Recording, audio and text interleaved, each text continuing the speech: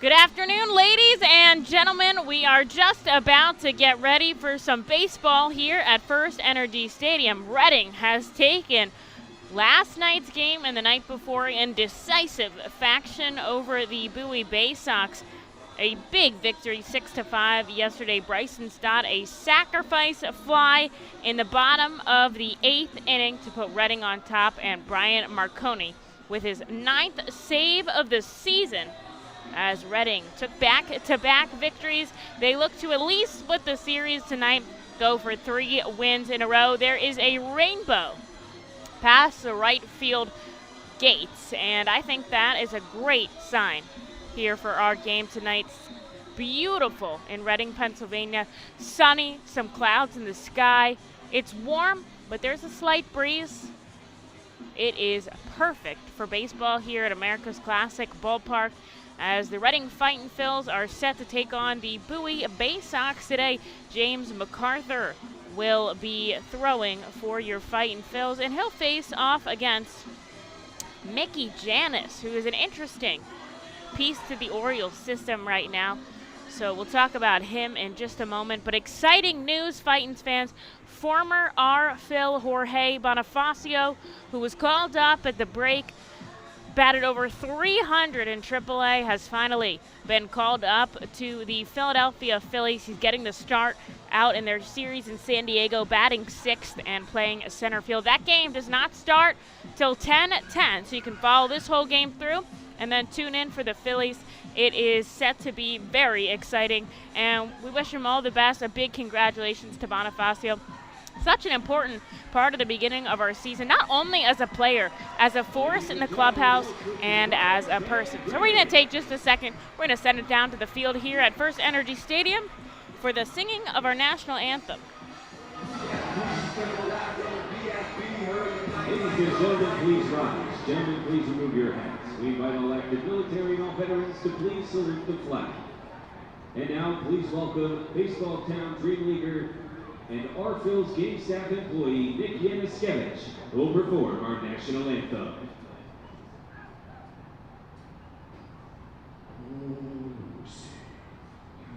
You see, by the dawn's light, once so proudly we hailed at the twilight's last, whose shores bright stars through the perilous fight o'er the ramparts we watched were so gallantly streamed, and the rockets' red glare, the bombs bursting in air, gave proof through the night that our flag was still there.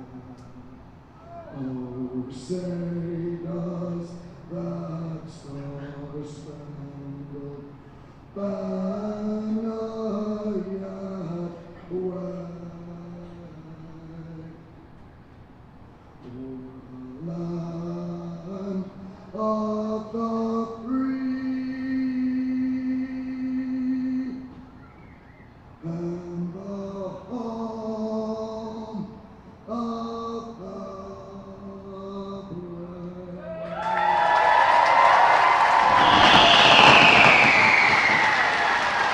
Ladies and gentlemen, that's Baseball Town Dream Leaguer and our Phil's game staff employee, Nick Yaniskevich. Well, a wonderful singing of the national anthem thanks to our Phil's game staff member, Nick Yaniskevich. Definitely got one of the loudest claps that we've heard all summer long. And now we are set for Game 3 of the Fightin Phils against the Bowie Baysox. So Reading, as always on a Friday night, will be wearing their Copa uniforms for the Latin American and Hispanic cultural inclusion part of minor league baseball. A big part of Reading, since 64% of the city is Hispanic or Latin American, And that is something that we love representing here at America's Classic Ballpark on a Fiesta Friday. So Reading dressing as Los Luchadores de Reading every Friday. You know that uniform with the Luchadores logo, mask on the front. It's a black jersey, yellow cap sleeve. They've got the black, white, and red brim cap with the mask on the front. They're going to go with the home white pants. So much going on in that logo, a tribute to Reading.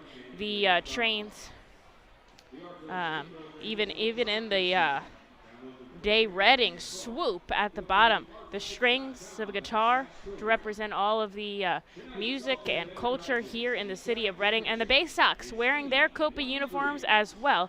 They go as the Cangrejos Fantasmas, which is the ghost crabs, which obviously Bowie very much influenced by all the nautical areas around them, specifically the Chesapeake Bay. And Maryland, of such a crab-loving community, played such a big role in them selecting the ghost crabs as a relevant on-field persona. So it'll be those two teams going up against the Cangrejos Fantasmas. Cangrejos Fantasmas is a black jersey with aqua cap sleeves and a ghost cap on the black cap. James MacArthur deals a first pitch strike, 7:07 p.m. here in Reading, Pennsylvania. A good way for MacArthur to start it off with a strike. The righty kicks and fires home to Patrick Dorian, who's led it off the entire time this series has been going on, though Dorian today will fall into the designated hitter role as MacArthur misses outside this time. Kicks and fires again. A called strike. It's Colby Fitch who's behind the plate. We've seen back-to-back days of Jack Conley, but today the number 2 catcher getting an opportunity behind the backstop. And Josh Stephen, Matt Kroon, and Ortiz shifting to right field. It'll be Stokes, Stott, Cornelius, and Brock Stassi back in the field and back in the order today.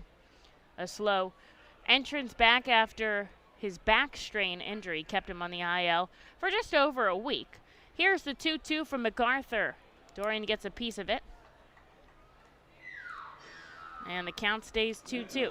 In yesterday's game, Patrick Dorian led off with a solo shot, but then the Bowie Baysox were not able to record another hit till the 4th and run till the 6th. And Reading, although it got tight and was once tied up, prevailed 6-5. And right at the knees, a ball will make the count full. It is Josh Gilreath calling the balls and strikes behind the plate tonight as Steve Hodges shifts to third. Dane Ponsack over at first. Here's the payoff pitch. Ground ball right side. It is slow. Stassi flips it to MacArthur, and they're going to say he came off there at first. Beating him out is Patrick Dorian. Stassi kind of slipped on the flip over to first, and it's going to go in as a base hit since no one did anything wrong. It's just that Dorian beat everyone out.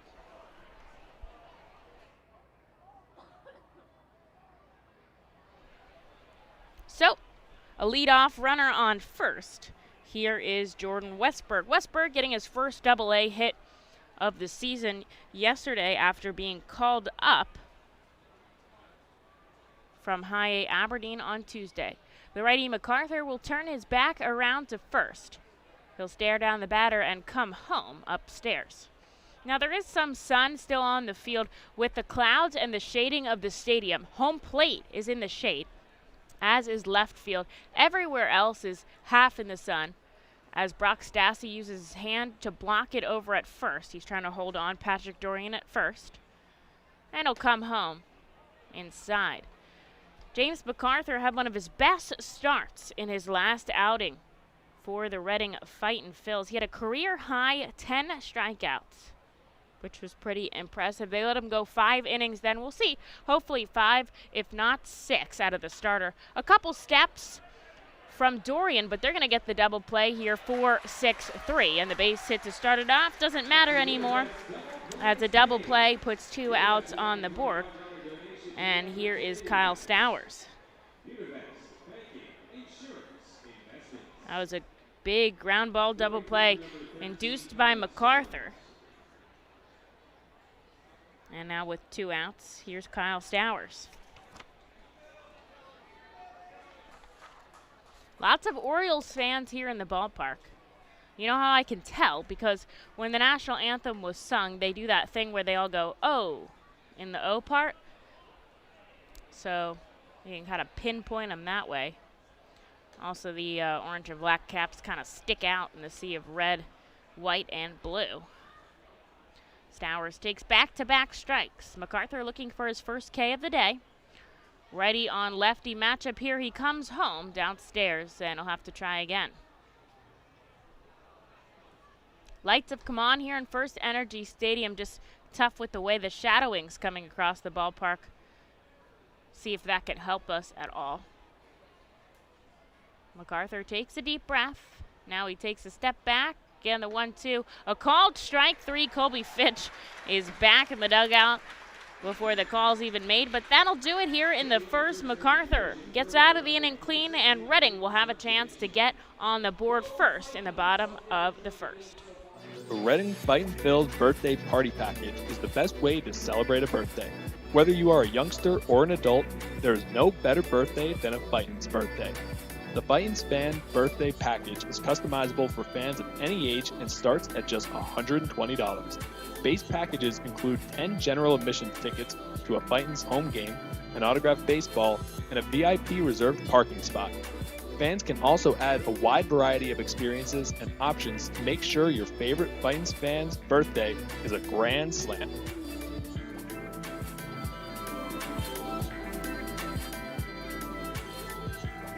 Customers Bank is a proud continued partner of the United Way of Berks County and the Ready, Set, Read initiative. Ready, Set, Read programs focus on improving literacy skills for children from birth through 3rd grade. The Fundamentals of Reading are a community-wide initiative that bring together schools, businesses, organizations, and individuals throughout our area to improve early grade reading success. Customers Bank and the United Way of Berks County are committed to reading success and urge you and your business to support this worthwhile initiative. For more information on Ready, Set, Read and how you can become involved, please visit readysetreadberks.org. And thank you, Customers Bank, for your continued support. Here we go into the bottom of the first at FirstEnergy Stadium. Well, James MacArthur gets a double play ball and a strikeout to end the inning. Pretty exciting fashion here as Reading has the opportunity to get on top first. They'll go with their typical top 4. Stokes, Stott, Ortiz, and Steven. I think that's been working out real well for them as of late. And on the mound, Mickey Janis, a knuckleballer. The first knuckleballer in a while to appear in the major leagues as he debuted for the Orioles back on June 23rd. And actually only the 8th knuckleballer to debut in the major leagues in 20 years. Now, there are some notable names that you might remember that throw like that, and the righty will kick and fire home. 77 miles an hour, but it's a ball inside. Tim Wakefield, R.A. Dickey, Stephen Wright, those are some guys. R.A. Dickey, 2012 Cy Young Award as Stokes takes this deep, but the center fielder Watson doesn't even have to move an inch as he makes the catch. There's one away. It's Fontana, Watson, and Stowers left to right in the outfield. Westberg over at third. Grenier shifting to short because Malquin Canelo at second base. That's a name you might recognize, former R. Phil. And then Dashbach over at first. It's Cody Roberts back behind the plate tonight, getting another game under his belt after his home run yesterday. Inside comes Janis to Bryson Stott. There's so much to tell about Janis' story, so I'm going to start from the top. It's going to take me a little while, but honestly, it is worth hearing about because that is some fortitude if I have ever seen it. He's 33 years old here in AA Bowie, and we'll just start from the beginning of his career. In 2010, he was the 44th round draft pick by the Rays out of Cal State as a called strike comes into Bryson Stott. And so he was with the Rays for a couple of years. And then Bryson Stott takes a ball up top. 3-1 here. Played a couple years in Brisbane, which is in the Australian Baseball League, a couple years in Indie Ball, and in 2015, he was signed as a free agent by the Mets. Now, when he was with the Rays, they kind of shut down his knuckleball. That wasn't a pitch they wanted him to feature. Stott sends this deep to left field. It's going to bounce off the Fulton Bank sign. He's headed for 2. And a stand-up double here for Bryson Stott. Puts a runner in scoring position now for Jalen Ortiz. And Stott's 16th double of the season actually puts him alone in that category. Madison Stokes tied him up yesterday at 15, but Stott wants back on top of the doubles column with his 16th of the season. So they didn't let him use his knuckleball as much in the Rays, and when he went to Indie Ball, that was something he really wanted to focus on there, was getting that pitch to where he wanted it to be, because it is so rare. And so in Indie Ball, he spent a lot of time working on his knuckleball, enough that the Mets signed him as a free agent in 2015. But then in 2019, he elected free agency and spent some more time foreign leagues, Indie Ball. In 2020, the O's signed him as a free agent, and, you know, obviously tough year, but he held on with the O's, spent some time at their alt site, and started off the season in AAA Norfolk. So he's up in AAA with the Orioles. He's one step away from the big leagues.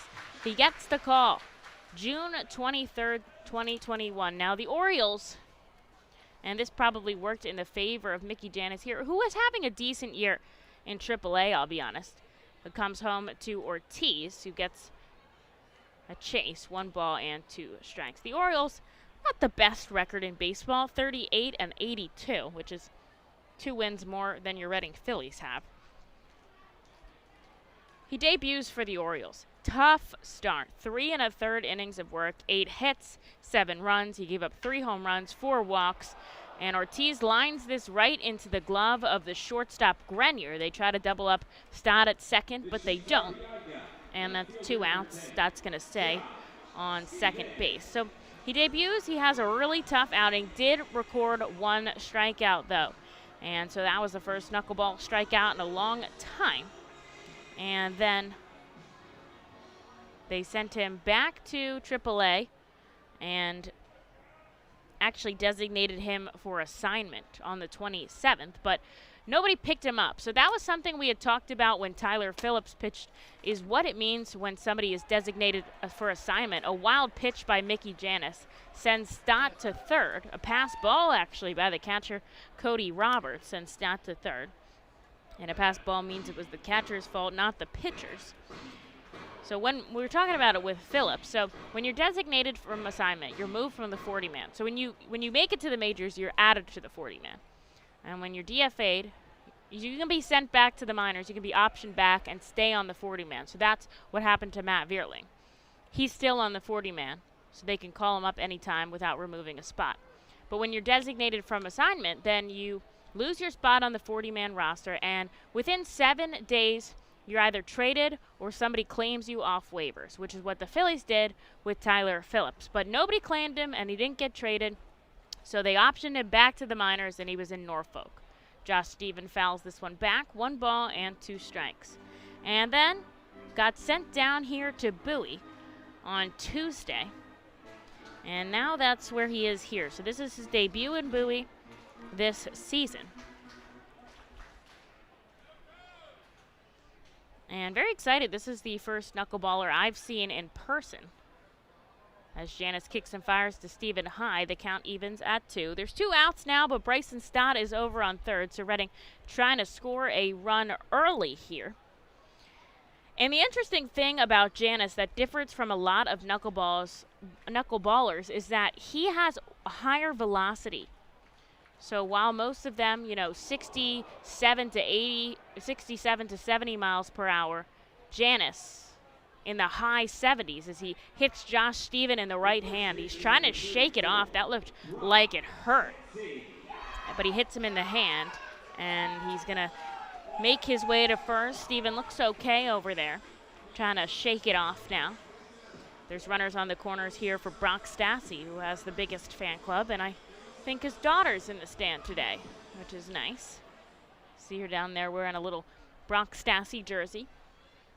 So we'll come up with runners on the corners and 2 outs. So Janice has a higher velocity knuckleball than a lot of other ones that you might have heard of, and that makes it a little bit harder to hit. And the difference between a knuckleball and other pitches is that it has as little spin as possible. So I was looking at when he threw it in the majors, because that's where you can find as much, analytics on anything. It would have a half of rotation or 3 rotations coming over to the plate. So that's 1 rotation every 17 feet or so. Whereas regular guys who throw a fastball, rotates all the way to the plate, every foot that it goes, another rotation. And so the seams will guide the knuckleball where to go. So you don't know where it's coming. The righty kicks to Stassi, swing and a miss, strike 2.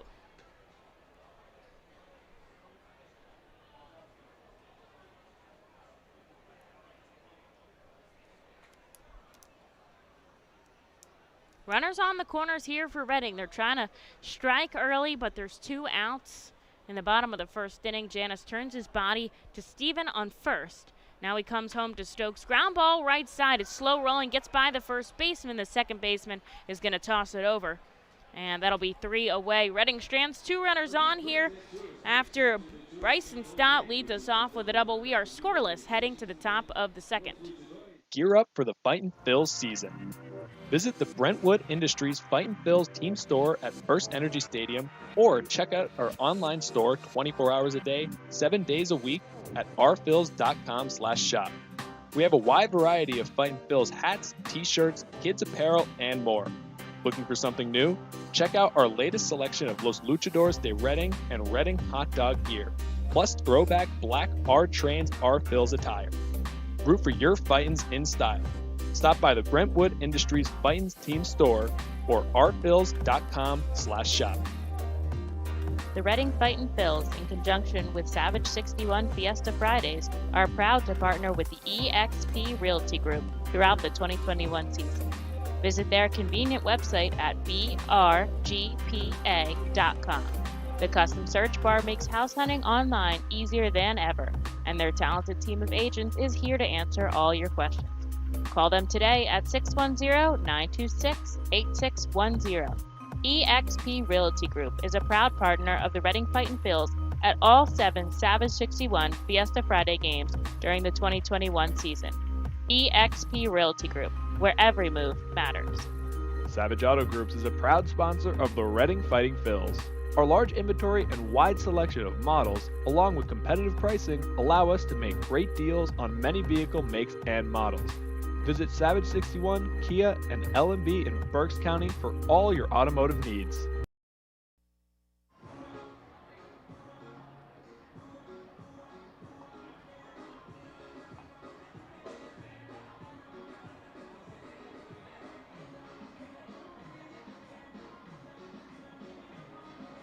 Now batting for the Baysox, the center fielder number 18, Zach Watson. Hey, Fightin Phils fans, we're back for the top of the second, scoreless here at FirstEnergy Stadium, and I have a very special guest with me, Millie from Visit Federal Credit Union. How are you doing today? Very good. Thanks for asking. Good. How are you? I'm great, thank you. We have a great day here at FirstEnergy Stadium, a beautiful Friday night, so not much more you could ask for. And you guys are here today as a big sponsor of our game. You have been for years, and we love working with you guys. Is this your first time here at the ballpark? Or No. have you been coming? I've been coming, yes. I was here 2 years ago when I started with the company. Okay. And it's exciting. It's great to see a lot of people out here supporting the Reading Phils, and it's a good time. That's awesome. So you've been with Visions for a couple of years now. What do you do there? I do business development. I talk to everyone about Visions, explain who we are, what we do, and how we can help them.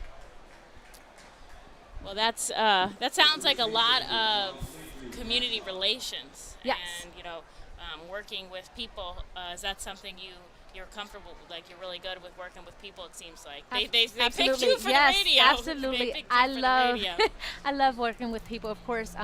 Just establishing relationships, talking to people, and just helping them. So, yes.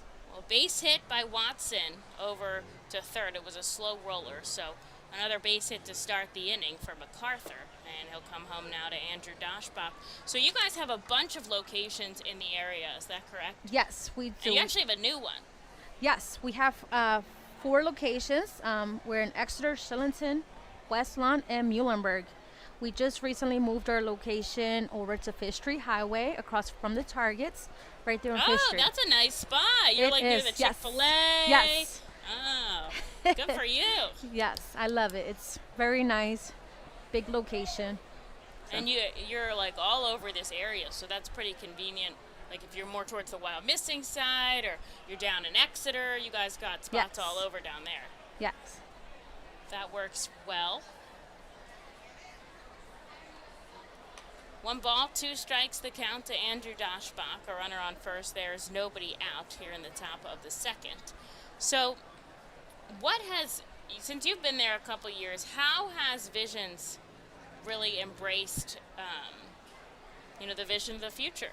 How have you guys like grown and changed throughout? Because you probably have seen it firsthand. Yes, we're growing.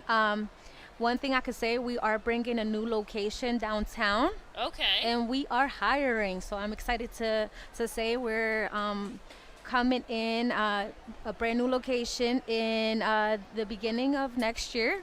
But we are hiring right now, so anyone interested, they can go on our website and apply. But we have at least 20. We're looking for 20 to 40 20 people. to 40 jobs. Yes. Wow, that's exciting. And what kind of roles are you looking to fill? Contact center. So Okay. they would be the contact center specialists, helping our members over the phones, and just servicing all our members' needs. And that's it. And is that for the downtown location or for any Visions location? That would be for our the downtown downtown. location. Yes. Wow, so good position. And as someone who works at Visions, what's the culture like working at your company? It's good. It's very diverse. A lot of diversity. Great people. Family feel. Get to come to yes. fun outings like this, maybe? Absolutely. Yes. Yes. Doshbach fouls this one back, and it's 2-2 here as MacArthur's trying to get through this at bat. And he takes a moment, looks at the runner behind him, and nods at the call from Fitch. He comes home. A blooper pop fly. Nice. MacArthur catches it on the run. Backtracking. There's some athleticism from the pitcher, and that's a good one away as Watson is forced to stay at first. So good culture, good diversity.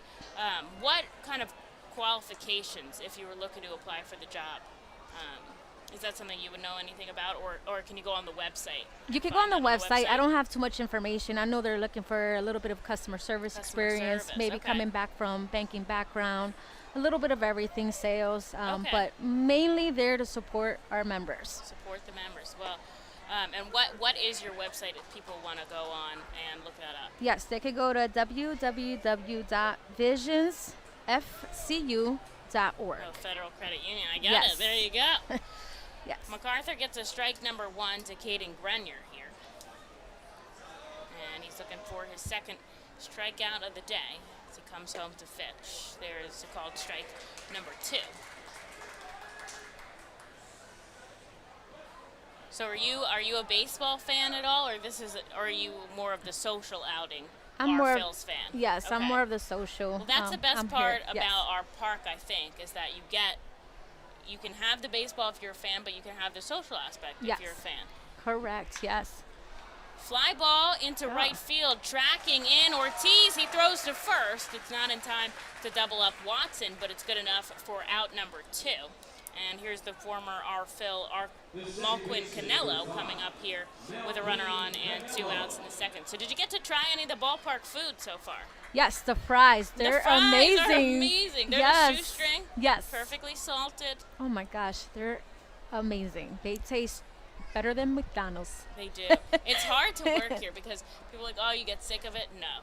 I don't get sick No. of the smell of the burgers and the fries. Mm-hmm. It's like a dream. So, okay, so you got the fries. That's good. Are you more of like a popcorn or cotton candy I would say cotton ice candy. cream? Cotton candy? Ice cream, for Okay, sure. the if that's Yes. an option. In the mini helmet or not in the mini helmet? I think I'll go for the Dippin' Dots. Go for the Dippin' Dots. Okay. Yes.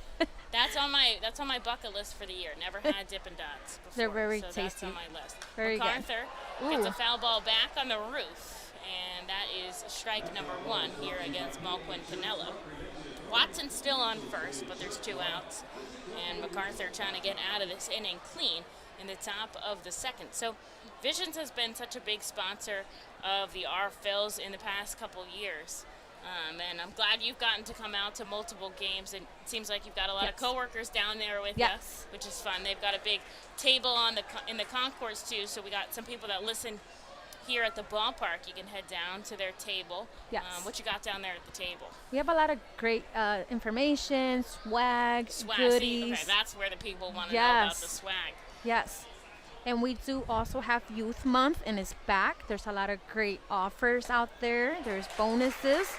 Right now, youth opens an account. They're going to qualify for a chance to win great prizes that we have. What is a youth categorized as? Youth is categorized as anyone under 19, 19 or under. Okay. Yes. Okay. Before you hit that big 2-0. Yes. All right. Yes. So you can check out Youth Month on the website, www.visionsfcu.com. More about their hiring and all their new locations. And Millie, thanks so much for joining me. You're very welcome. Thank you so much for having us. Have a great day. What does it mean to bank locally with Tompkins? It means keeping your money in your community with a team of neighbors to guide you through big decisions and milestones. Plus all the convenience of our mobile app where you can manage your account, deposit checks remotely, send money to family and friends, even turn your card off if it gets misplaced, then back on when you find it. Ready to bank locally with the team at Tompkins? Visit Tompkins Vist Bank online or at a branch to get started. Member FDIC, Equal Housing Lender. Copa de la Diversión is an initiative of MILB which creates alternate identities for teams across the country wishing to better reach out to their Latino communities. The new identity represents more than a luchador. Luchar means to fight for, and luchador translates to fighter. But it also signifies a specific type of fighter, a masked wrestler. The mask logo pays tribute to some of the most notable elements of the city of Reading. Embodied in the luchador's masks is Reading's pagoda, surrounded by 23 sun rays representing the Latin American countries and Puerto Rico. Down the bridge of the nose is Reading's fire tower. Home plate serves as a luchador's mouth, with FirstEnergy Stadium's facade creating the upper lip. Below the chin are train tracks, symbolic of the historic Reading Railroad. And along the side are baseball seams, a nod to Baseball Town's rich history. Fans can look forward to the R-Phils players suiting up in Los Luchadores de Reading caps and jerseys on specific games throughout the season.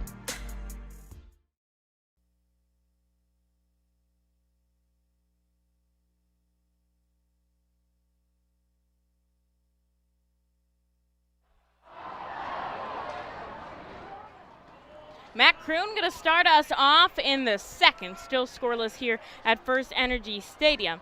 James MacArthur gave up a single to start off the top half, but retired 3 in a row to get out of the inning cleanly. And so Reading still has a chance to score first here early in this ball game. Caught another hot dog here up in the press box, so 2 for 2 so far this series. Big victory for the broadcast booth as Matt Kroon takes 2 balls and 1 strike. Slow rolling ground ball to shortstop onto first. And there's 1 away. Hitter number 2, Luke Miller. Here's the designated hitter today, Luke Miller. They had to put him in the lineup yesterday, had a big night. Miller went 2 for 4 with a home run and a single, and that is his 12th home run of the season, a team-leading 12 here in Double-A. Now, Bryson Stott has had 12, but they're mixed from high A to here. And Jalen Ortiz, 21, also mixed from high A. This one high in the sky from Miller out to center. Watson makes the catch. There's 2 away. The catcher, number 8. And here's Colby Fitch. Steps up to the dish. The knuckleball mainly thrown with the nails. Got to have a lot of finger strength to send it home with as little spin as possible. That's something that takes a lot of time and practice. It's not like you can just YouTube how to throw a knuckleball and be good at it in one day, as Fitch takes a called strike in. That's one of the harder pitches to throw. That's why it is so rare. And Janice also features a fastball and a slider that's kind of a cutter. Strike 2 here to Colby Fitch now. 2 outs in the bottom of the second. We are scoreless.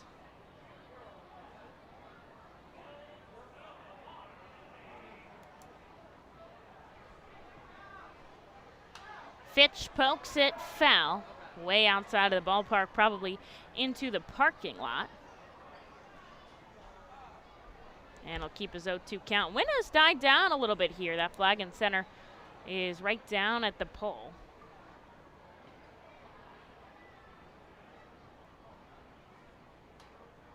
And a foul ball back into the net behind home plate.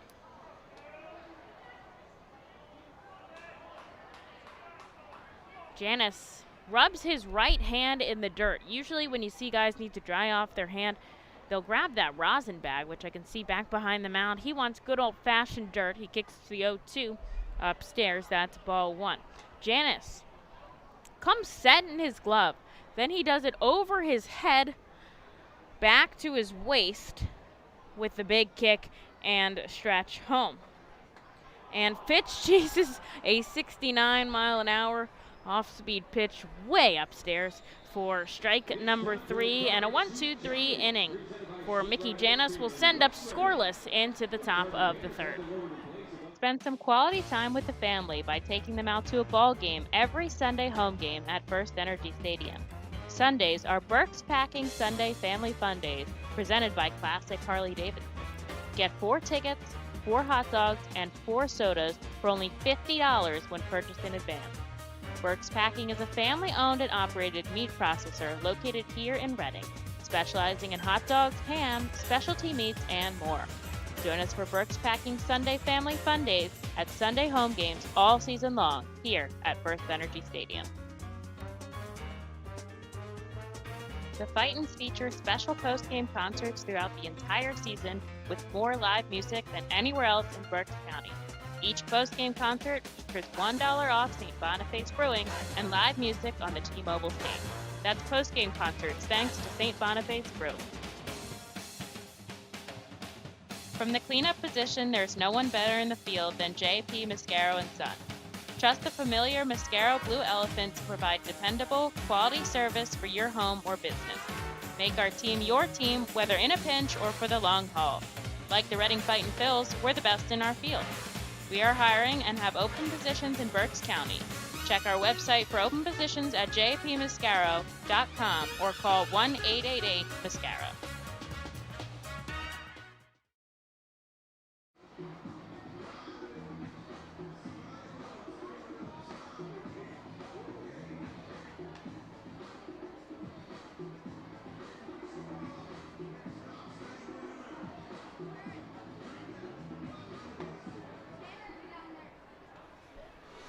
Into the third, we go scoreless at FirstEnergy Stadium.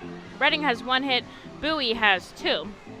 But nobody has a run as MacArthur is going to face off the 8-9 and back to the top of the order with Shane Fontana coming up first. Fontana still looking for his first double-A hit, has walked twice and struck out twice. Stokes is going to play in at third. Coming upstairs, ball 1 is MacArthur. MacArthur 31 pitches through 2 innings, as long as he's cruising with his pitch count, which should expect him, 5 innings. Janice 31 as well through 2, so pretty much evenly matched here. 2 balls, no strikes. This one sent high in the sky, but it's going to be foul. That's strike 1. Pool is packed out and right. I hope somebody sees a home run ball by a Fightin' Phil out there. It's crazy out there, as is the 67 Club. Downstairs, ball 3.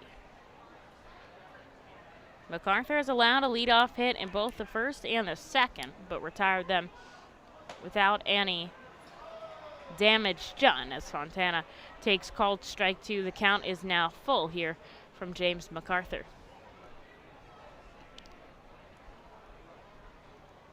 Here's the payoff pitch, ball 4 up top. And for the third straight inning, the Baysox will start with a runner on first here for the catcher, Cody Roberts. The Upper Providence Little League team played in the Little League World Series today.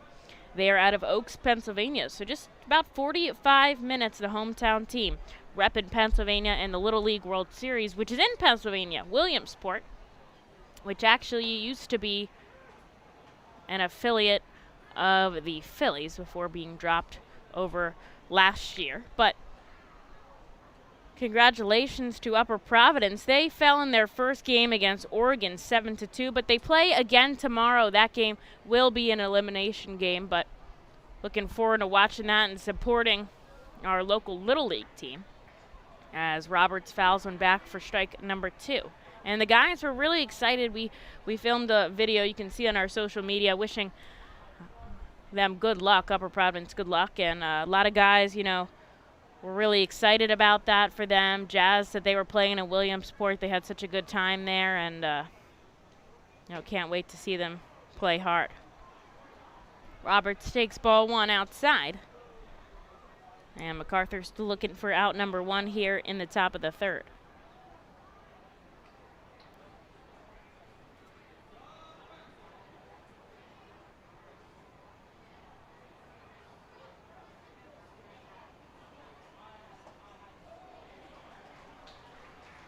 Strike 3 to Cody Roberts, and he will get out number 1 and strike out number 3 here in inning number 3 as he goes back to the top of the order with Patrick Dorian. Dorian, 1 of 2 hits for the Baysox right now.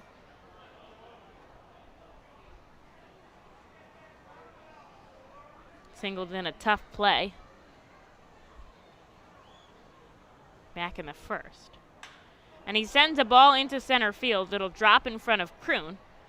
Going over to second is Fontana. And suddenly there's traffic on the base pass for MacArthur with 2 runners on and just 1 away. Now he could use a double play ball to get out of the inning. Reading turned 3 double plays in yesterday's game, which helped them win for sure. 1 pitch, 2 outs. I mean, talk about efficiency. But they'll have 2 runners on here and just 1 out for Jordan Westberg, who grounded into a double play in his last bat by the way.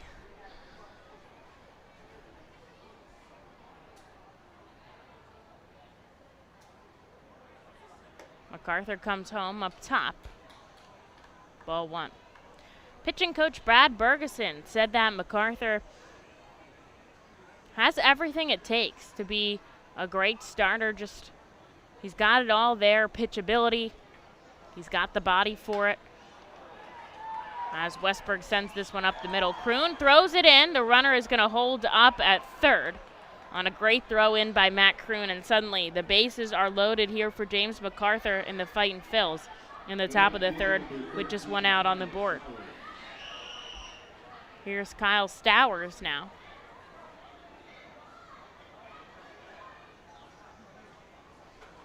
Big scout night here at FirstEnergy Stadium. Lots of boy and girl scouts in the park. And it's a scout sleepover as well, so they're going to camp out on the field overnight. And they're going to watch a great movie in Space Jam, the original one, with Michael Jordan, out on the field. Camp out overnight. That's my kind of camping. Ground ball right side. This could be 2, 4, 6. Stott over to first. 3. Brock Stassi with the hold.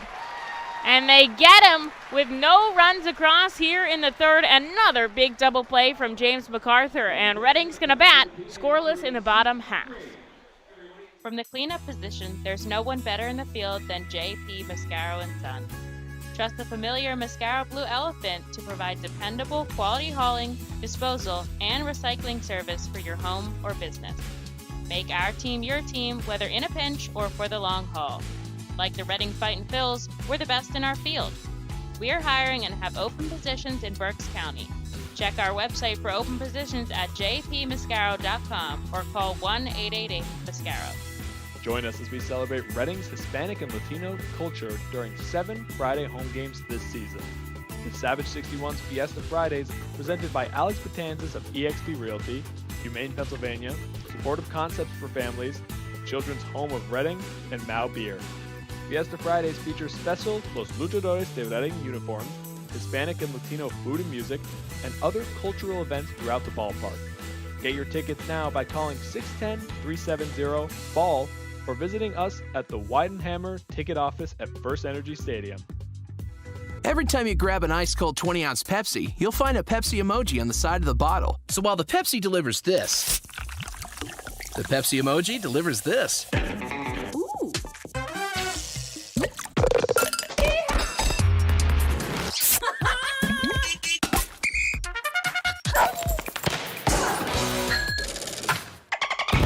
So go ahead, crack open a Pepsi and tell the world how you feel and what you love with Pepsi emojis. Say it with Pepsi. Chris Cornelius set to start us off here in the bottom of the third. Reading scoreless against the Bowie Baysox here on a beautiful Friday night at America's Classic Ballpark. 81 degrees as the sun begins to set here in just 15 minutes or so at FirstEnergy Stadium. A slight breeze has died down a little bit as Chris Cornelius takes ball one from Mickey Janis.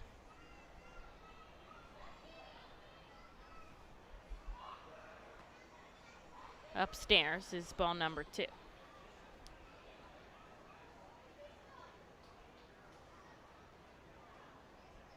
Now, one of my favorite facts about a knuckleball, ground ball over to the right side, Canelo picks it up, throws it to first, there's one out, is that when the Montreal Expos, going up into Canada in the late 1960s, the French were trying to come up for some baseball words that didn't exist in French. And when they were coming up for the word for knuckleball, and I don't actually know how to speak French, but my sister could do it because she could speak French. But the translation for it is butterfly ball because of how it just glides right through the air. Sails, they say. Sails right to the plate without any spin or anything on it.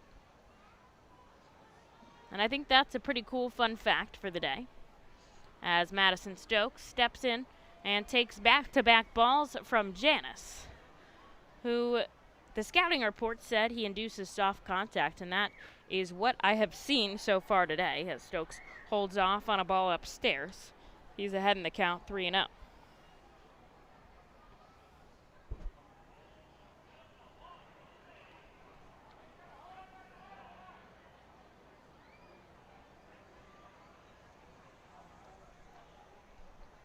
And here's the offering: 4 pitches, 4 balls, and Madison Stokes heads down to first on a free pass. Reading has a runner on with just 1 out for Bryson Stott. The shortstop, number 6, Bryson Stott. Now, Stokes and Stott have been contributing a lot offensively in these past few victories for Reading, and they actually lead the team in runs scored. So Stokes the opportunity to score here for Reading and put them on the board on top. He's going for second. Here's the throw down by Roberts, and they tag Stokes right in the chest as he slides in feet first. 2-6, that goes in the books to Stokes, and suddenly Reading erases their runner on the base path. There's now 2 outs for Bryson Stott, who took a strike.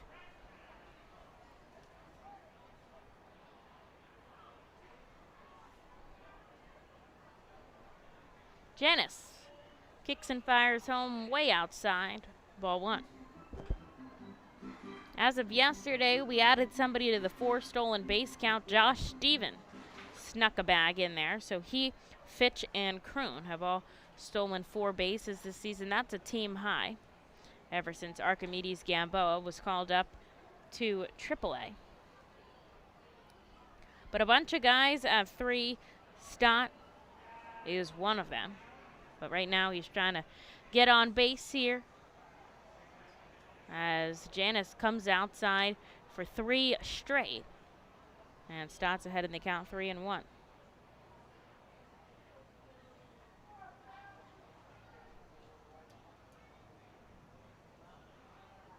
Infield and outfield back deep here to Bryson Stott.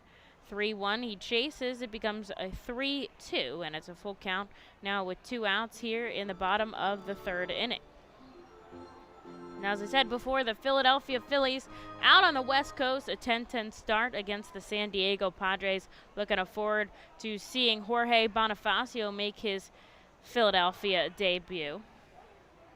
And the payoff pitch to Bryson Stott is a ball, so he will walk down to first, and Reading again is going to have a runner on, but this time with 2 outs for Jalen Ortiz.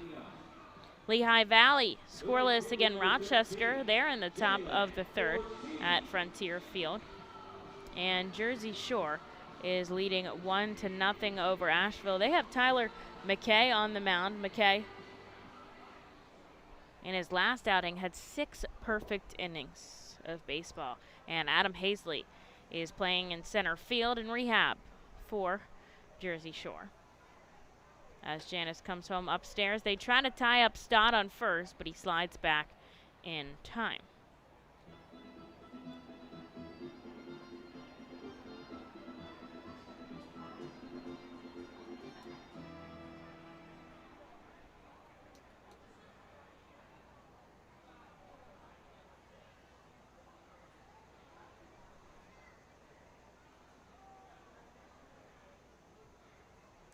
Going is Stott, and this one from Ortiz over to short, and on to first is 3 away. So that'll do it in the bottom of the 3rd. We are scoreless going into the 4th for James MacArthur to come back on the mound. The Reading Fightin' Phils are proud to partner with the Berks County Mental Health and Developmental Disabilities Program. Together, we are striking out the stigma in order to raise community awareness about mental illness and the prevention of suicide. With 3 simple words, are you okay? The hope is to begin a conversation to show Berks County that we care. Suicide affects and hurts everyone, but help is here, and we'll work together to raise awareness about suicide and identify what we can do as a community to prevent it. People in need of assistance and support should call Crisis Intervention at 610-236-0530. That's 610-236-0530. Cornwall Manor is an active senior living community on a 190-acre wooded campus in Cornwall, Lebanon County. The community offers independence and opportunities for wellness and fitness, as well as educational and musical programs, and the peace of mind of having convenient health care on site. Cornwall Manor offers a range of residential choices, from apartments to homes. Prospective residents are welcome to visit us for lunch and have a chance to learn more about the community. More information is available online at cornwallmanor.org. Cornwall Manor, celebrating 70 years of senior living. In action in the 4th inning, still scoreless here at FirstEnergy Stadium. Both MacArthur and Janice went into the 3rd with 31 pitches, and both of them will go into the 4th with 46 pitches, which is pretty crazy, although Bowie has had 4 hits and Reading has only had 1, but the hits don't matter as much as the runs do, which there are none of them in today's game thus far. And MacArthur is going to have to start off with Watson, Doshbach, and Grenier here in the 4th inning. 54 1/3 innings for James MacArthur coming in to tonight. 15 games so far, 11 starts for the righty. And usually notches a strikeout an inning, which he's been pretty consistent so far, getting a strikeout in all 3 frames and getting a double play in 2 of them. As Watson checks his swing on the first pitch, and he does go around. That's strike 1.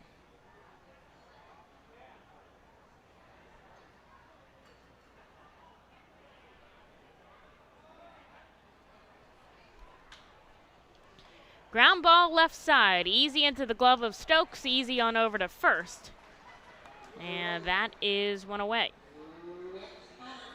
The first baseman, number 12, Andrew Gaspar.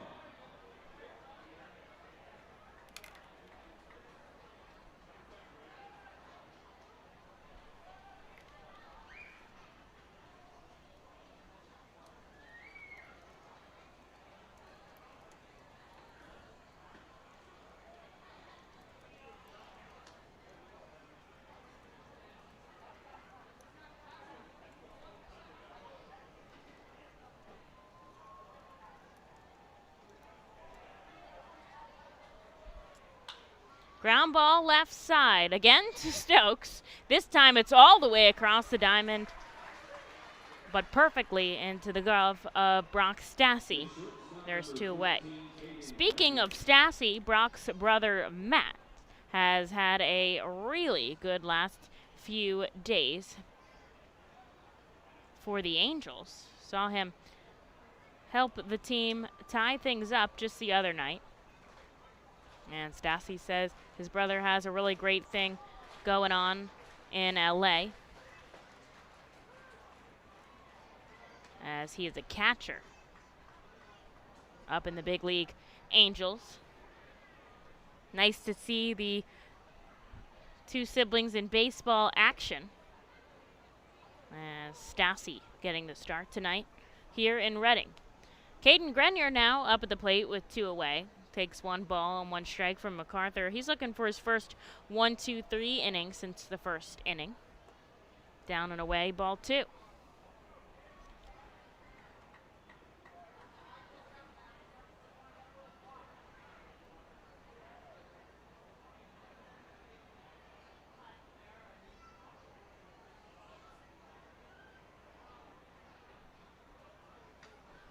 Slow rolling foul ball off the bat of Grenier. And MacArthur is 1 strike away from getting out of this frame quickly. Just thrown 7 pitches so far.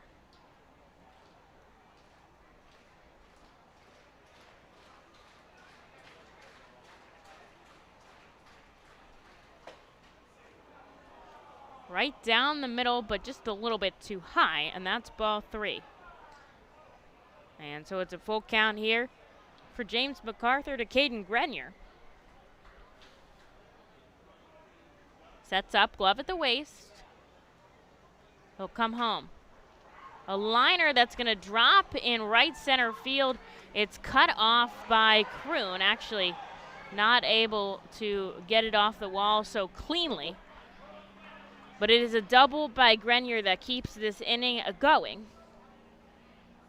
And I don't think it would have made a difference if Kroon was clean or not. I think Grenier would have taken second either way. Maybe just one time it would have been a slide versus a stand-up, but not too much of a difference, as there's a runner on second for Malquin Canelo. Now, Canelo, a former RFIL back in 2017 and 2018. He played here in Reading and had a really electric 2018 season. Spent the beginning of his career in Philadelphia, being signed in 2012 as a free agent. Then in January of 2019, after his big year in Reading, was invited to spring training, but after that season in Lehigh Valley, elected free agency. And the Orioles picked him up as a minor league free agent with an invite to spring training. But in 2020, with the pandemic, he once again elected free agency. But the Orioles were not done with him, as they re-signed him in 2021. Spent most of his time in AAA, but was injured a little bit. So on June 23rd, they sent him here to Bowie, and he's been here ever since. 1 ball, 1 strike to Canelo. Is downstairs, 2-1. Runner on second, but there's 2 outs here for James MacArthur, as he's trying to get out of the inning clean.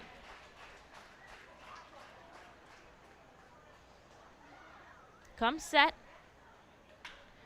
And a liner right over the head in the exact same spot in right center field. This will score a run, although Canelo's going to hold up at first. An RBI single for Malquin scores Grenier, and the Baysox have a 1-run lead here in the 4th.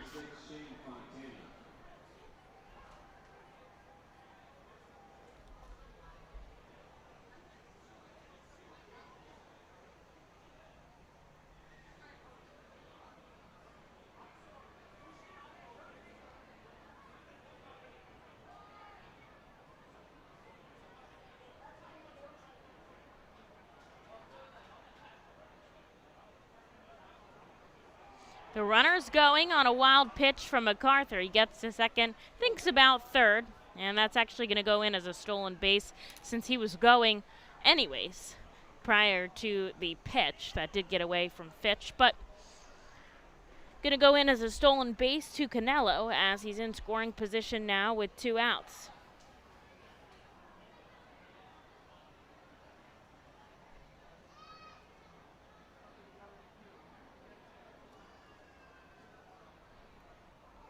MacArthur kicks and fires. It bounces off the umpire and back to the backstop.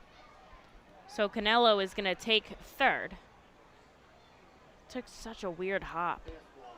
And that is a pass ball to Colby Fitch. And so there's a runner on third as Fitch takes a second to head out to MacArthur. Only 1 run has scored right now, so you know, not the end of the world, just trying to close out this inning right here, getting a little bit, I don't want to say sloppy, but things are getting a little bit weird out there. So just look to end the inning and put your team back up to bat.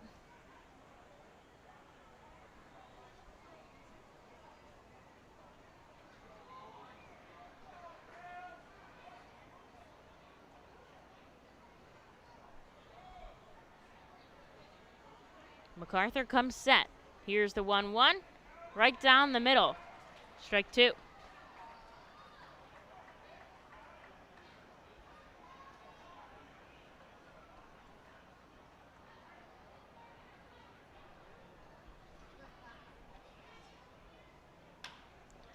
Ground ball, this is playable by Cornelius over to Stassi, and that will do it, but an RBI single from Malquin Canelo scores a run, and Bowie is up by 1 as Reading has the opportunity to bat in the bottom of the 4th. Cornwall Manor is an active senior living community on a 190-acre wooded campus in Cornwall, Lebanon County. The community offers independence and opportunities for wellness and fitness, as well as educational and musical programs, and the peace of mind of having convenient health care on site. Cornwall Manor offers a range of residential choices from apartments to homes. Prospective residents are welcome to visit us for lunch and have a chance to learn more about the community. More information is available online at cornwallmanor.org. Cornwall Manor, celebrating 70 years of senior living. Feasers Incorporated, a family-owned, full-line food service distributor located in central Pennsylvania. Services restaurants, sporting facilities, theme amusement parks, healthcare facilities, educational facilities, and other institutions throughout Pennsylvania and the Mid-Atlantic region. For over 100 years, Feasers and its employees have committed themselves to making customer service their highest priority. Feasers works hard to provide customers with the products they require, delivered by their helpful fleet drivers. Feasers is large enough to serve and small enough to care. For more information, call 800-326-2828 or Feasers.com. ROG Orthodontics is the proud official partner of the ROG Orthodontics Fightin Phil's Kids Club. Join today at Fightins.com to get your free ROG Orthodontics Kids Club t-shirt and visit FantasticSmiles.com for more information on all the great work that ROG Orthodontics provides. ROG Orthodontics and the Reading Fightin Phils, 2 great hometown partners. Well, MacArthur gives up a run in the top of the 4th, but Reading has an opportunity to tie things up here in the bottom half as they lead it off with Josh Stevens and Brock Stassi and Matt Kroon. So a big part of their order is up here against Mickey Janis. As Janis comes home to Josh Stevens, who is hit by a pitch in his first at-bat. Still good to see him here in the ball game, as you never know when it hits, especially, you know, the extremities like a finger, how tough that is, how painful that is. Stevens, a slow roller up the first baseline. Is it going to stay fair? It is. The pitcher picks it up and puts the tag on Stevens. And that's 1 away.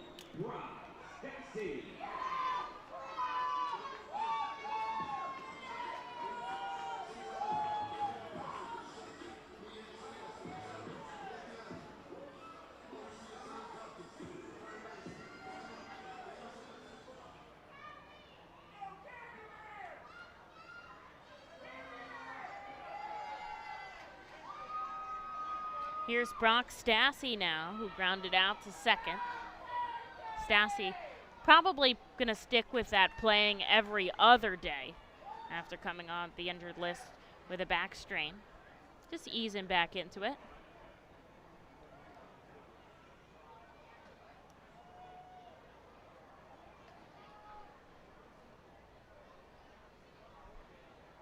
Two balls, no strikes. His wife and daughter in the crowd. Said it's nice to have them here. His daughter, just 2 years old, I think, is in her running stage, he said. Always has a ton of energy. And I guess it's nice that she's got a dad who has a job here at the ballpark. Lots of space to run around. Seen them out on the field a couple times together. Here's the 2-1. But it's lined right into the glove of the second baseman, Canelo. And that's a quick out, number 2. The center fielder, number 12, Matt Cruz.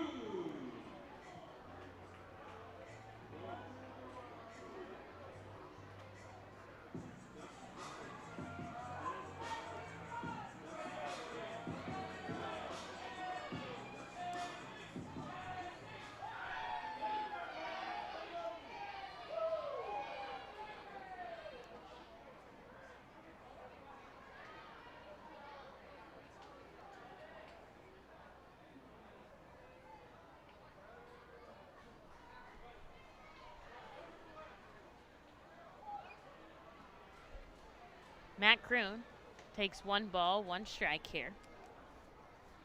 A big day for Matt Kroon yesterday. Got his first AA home run for the season, also had a single, and got to talk to him after the game about how his home run went as he lines this one right into the glove of the left fielder, Fontana. He said it was a long time coming, took him long enough that he received the silent treatment when he got back into the dugout. And really pumped about that home run, helped the Fightin Phils to victory, but they don't score here in the 4th, so Bowie retains their 1-run lead. We'll take a break before heading into the 5th. The Fightin Phils know who to call for trash and recycling services. A proven winner, JP Mascaro & Sons. The industry leader for over 50 years. Trust the familiar Mascaro Blue Elephant to provide dependable, quality service for your home or business. That's JP Mascaro & Sons, one of the top companies in its industry. Trash and recycling services for home, business, and industry. We are hiring and have open positions in Berks County. Check our website for open positions at jpmascaro.com or call 1-888-MASCARO. JP Mascaro & Sons, ready to serve you. Nursing home neglect is a serious problem. If you or a loved one has suffered from bed sores obtained in a nursing home or a fall down in a nursing home resulting in a fracture, our friends at Swartz Culleton can help. Call the attorneys at Swartz Culleton for a free consultation. Their phone number is 1-800-JUSTICE. That's 1-800-587-8423. Once again, call 1-800-JUSTICE today. Swartz Culleton is a proud sponsor of the Reading Fightin Phils. It's summer. Time to trade hibernation for liberation. Couch time for tan lines. The sunshine and good times are waiting, so it's time to go the distance in a car you can depend on. Kia, backed by our 10-year, 100,000-mile warranty. Summer's calling. How will you answer? Kia, movement that inspires. Hurry into your local Kia dealer today for great deals on our exciting lineup of vehicles built for summer. Call 800-333-4KIA for details. Always drive safely. 10-year, 100,000-mile warranty program refers to a limited powertrain warranty. See retailer for warranty details. A 1-2-3 inning took the Fightins down in the 4th, so James MacArthur is going to come back on the mound without any run support here in the top of the 5th. Reading trails by just 1 run. But Bowie's had 6 hits, and they've only had 1, so Janice's knuckleball has really kept them silent here. MacArthur to the number 9 hitter, Roberts. Flies this high into right field, tracking over Ortiz, just a step shy of the foul line. He makes the catch, there's 1 away. The designated hitter, number 4, Patrick Bowie.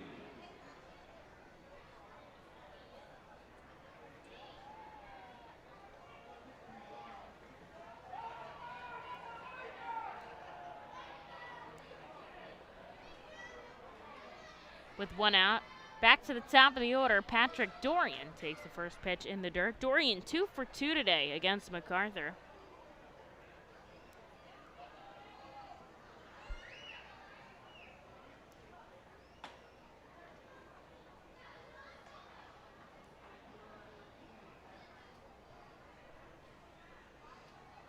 And he sends him back-to-back balls.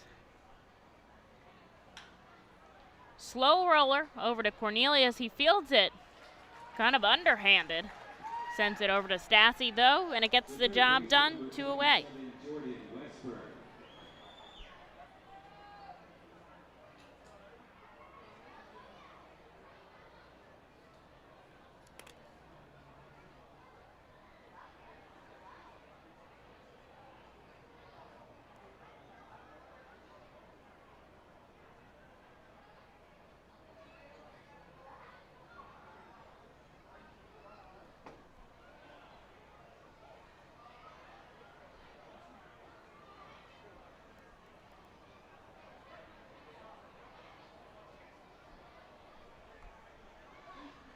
Westberg takes a ball, and then a called strike from MacArthur.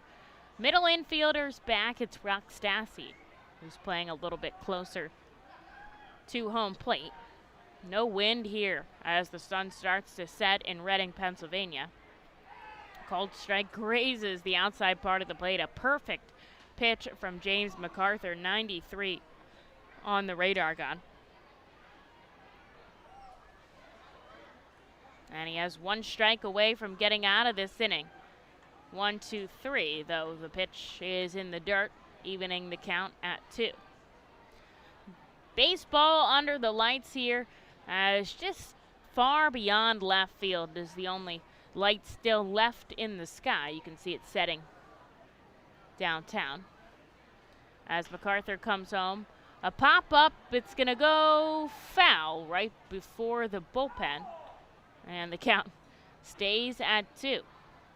Good play by Brian Marconi down there in the bullpen. He'll toss it to a fan in the stands.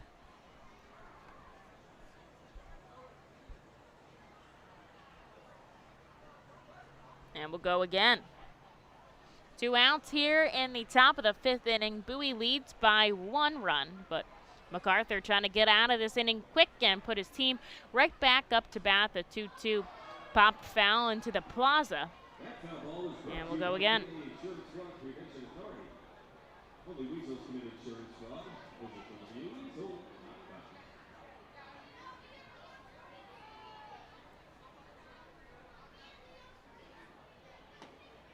Checks his swing. Does he go around? He does not. And that's ball 3. A full count here for James MacArthur.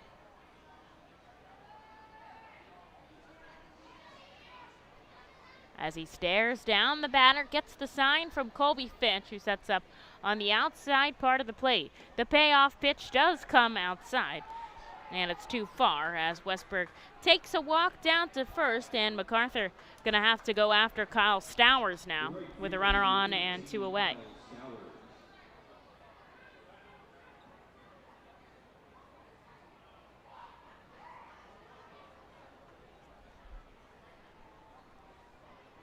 Stowers a strikeout and then grounded into a double play. So tough look so far here against MacArthur.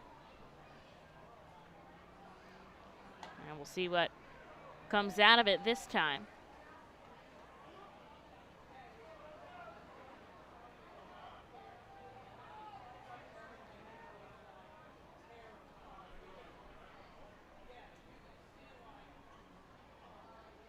Over to first.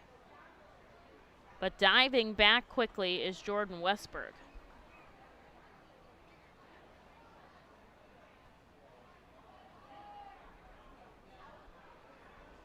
MacArthur turns his body and looks at the runner once more. We'll see if he comes home now. He's got 1 strike to him. This one a little low for a ball. Bryson Stott is shaded more towards second, and that's in case Westberg tries to take 2. He'll be the one to cover. I wouldn't be surprised if he does. With the righty having his back to first. Again, MacArthur going over to Brock Stassi. But not in time.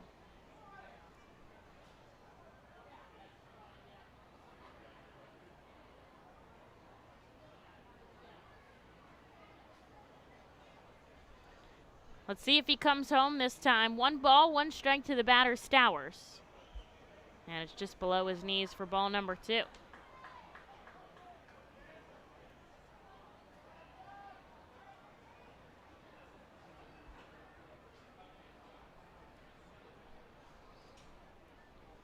MacArthur takes a second to look back at first. Now he comes set. Here's the 2-1. Sent sky high, but it's going to go into the stands. We'll see where it lands, right in a mix of people. Who's going to make the catch? Nobody. Falls in the seats, but that's good enough for strike 2.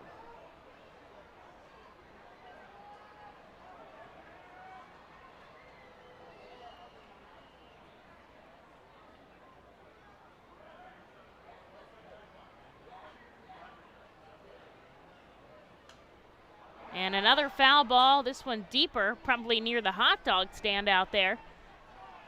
Fight for it. I don't have a good vantage point on it, but the count remains 2-2 with a runner on.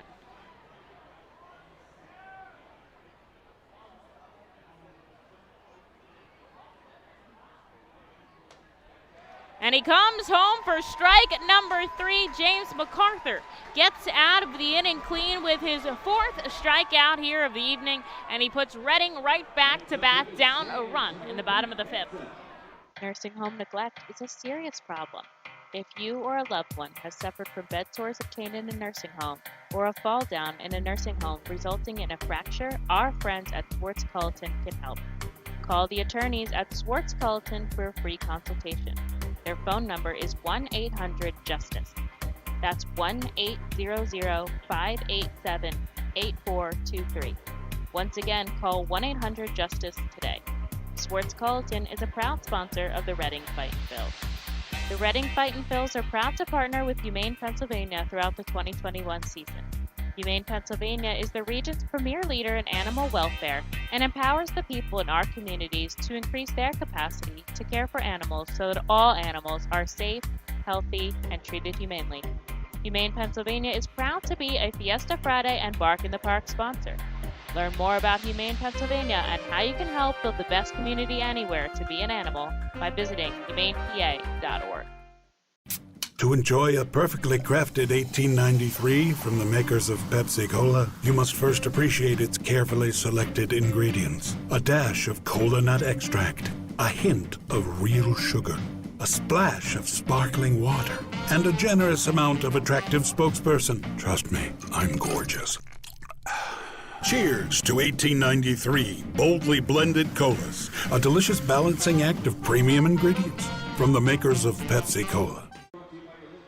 Well, Reading trails by just 1 run as we enter the bottom of the 5th inning here at FirstEnergy Stadium. It's the 7, 8, 9 guys up in Luke Miller, Colby Fitch, and then Chris Cornelius. Reading has only had 1 hit today, and that was the double from Bryson Stott back in the 1st. Now, they've had a couple base runners here and there, a hit by a pitch and some walks, but got to get in the hit column if you want to score a run, as Miller sends the first one foul into the right field grandstand. Nope, it's onto the netting just behind.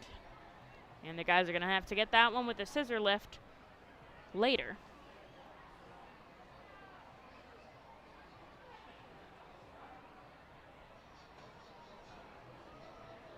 And a called strike 2 to Luke Miller.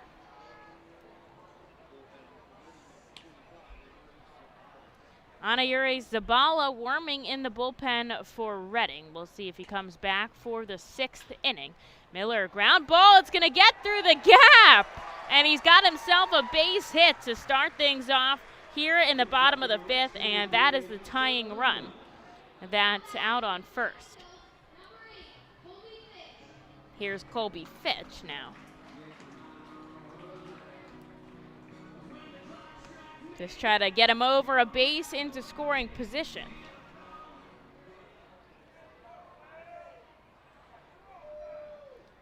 As Janice turns around.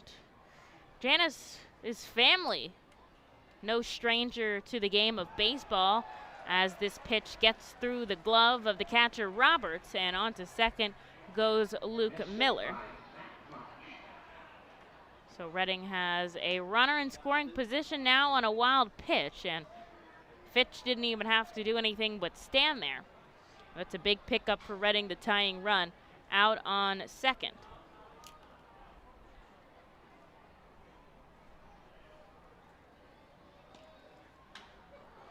Sends it way out to left, tracking back Fontana. I'm not sure it's going to be enough to tag, and it's not, as Miller rightfully stays put on second. Tough when it's hit to the same side of the field that the bag is on. It doesn't really give you an opportunity to tag no matter how deep it is.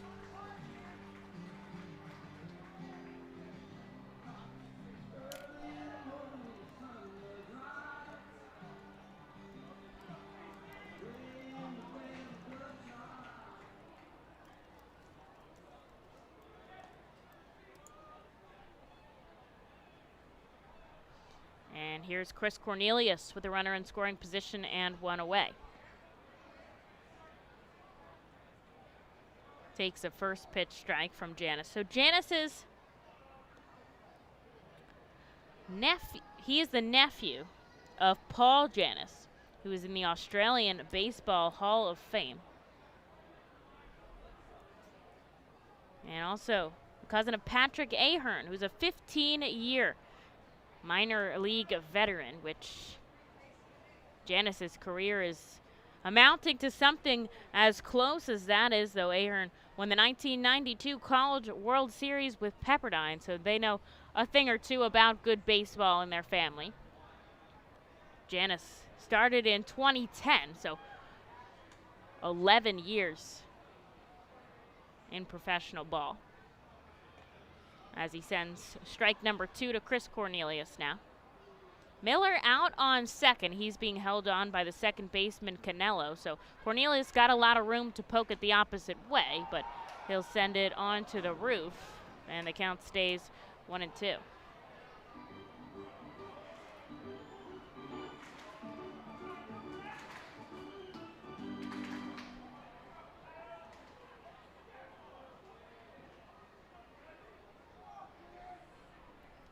Janis out of the stretch here with Miller out on second.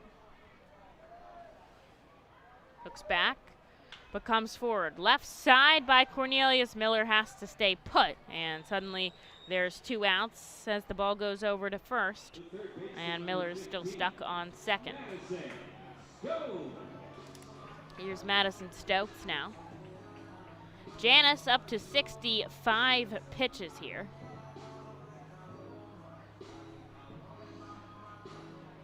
As he's got 2 outs in the bottom of the 5th inning. Working pretty efficiently. He's only given up 2 hits and no runs to the Fightins.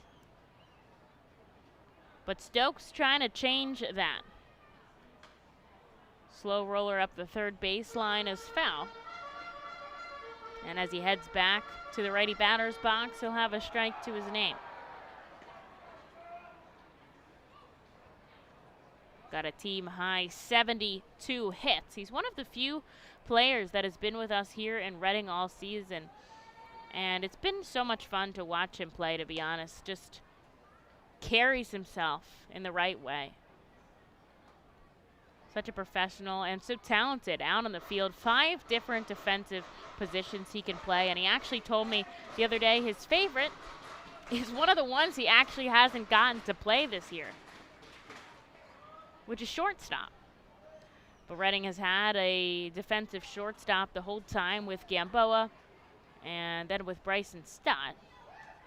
As Stokes fouls this one into the netting behind home plate. But Stokes knows he fills in where's needed, and that is what is going to make him the most valuable player, is that he can, right now, he's pretty much the only third baseman. Matt Kroon sees time there on his day off. But he is the go-to third baseman here, and he's made himself such a valuable piece of the puzzle because he can go anywhere and fill in anywhere. And so he'll always have a spot in the lineup, especially because he's got a good bat too. But even without that, he's needed.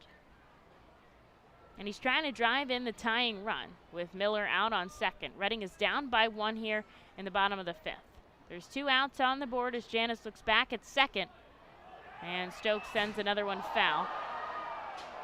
into the stands right in front of a scout who doesn't care to go for the foul ball, which, not surprised, it's not a big deal to him, but a fan is going to scurry under the stairway railing and try to pick it up. And he gets it. Hands it over to a little kid. Oh, that was sweet. And Stokes sends another one on the roof.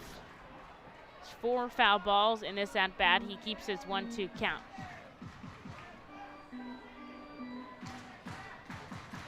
Stokes is a swing away from tying this ball game up and a big swing away from putting Reading on top. We'll see what he can do.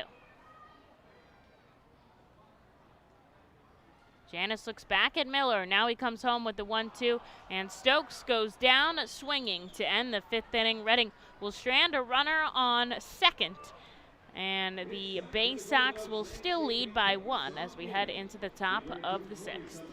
The Reading Fightin' Phils are proud to partner with Mao Beer throughout the 2021 season. Mao Beer and Mao Cinco Estrellas Lager, which is available in the Stadium Plaza Bar, has 128 amazing years of brewing history. Founded in 1890 in Spain, Mao Beer has always been there to satisfy the most demanding taste buds. Make sure to pick up Mao Beer and Mao Cinco Estrellas Lager at FirstEnergy Stadium at our Plaza Bar throughout the 2021 season and at your local retailer. Mao Beer is a proud partner of the Reading Fightin' Phils and all 2021 Fiesta Friday celebration games. Mao Beer, the 5-star taste and the quintessential beer from Madrid. Please drink responsibly. At Savage 61, our goal is to assist you in making a confident decision. Our friendly, professional staff members are available to answer your questions and listen to your needs. Whether you're shopping for a new or pre-owned vehicle, we're ready to help you with your search. Visit our dealership at Pottsville Pike today. Fastball, curveball, slider, it's the pitcher's grips that make the difference. And when it comes to cornering, braking, and traction, CJ's Tires and Automotives can improve your car's grip with a new set of Hankook tires. Hankook tires are known for great handling and reliability mile after mile. Together, Hankook Tires and CJ's are your winning team. So whatever your vehicle needs, an oil change, state inspection, brakes, alignments, or Hankook tires, trust CJ's Tires and Automotives in Fairless Hills. CJ Tires and Automotives. They really are better, faster, and more affordable.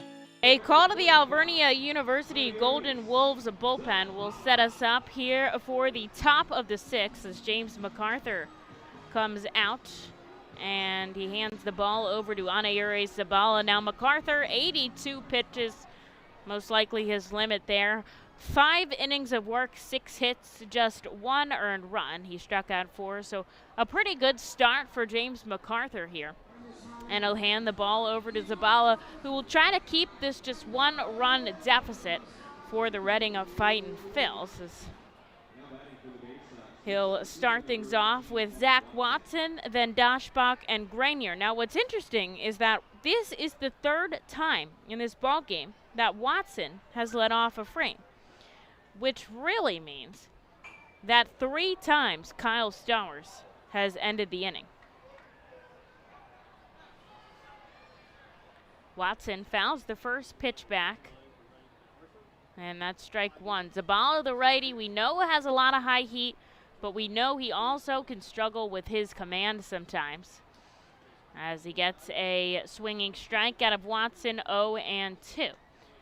And the thing about Zabala that's interesting is that he's done this numerous times, where he'll simultaneously give up like a 3-run shot and strike out the side. So you can see how good of a pitcher he is, how good his stuff is. When he's on, he's on. And if he can just settle into that, he'll have a good frame here against the Bowie Baysox.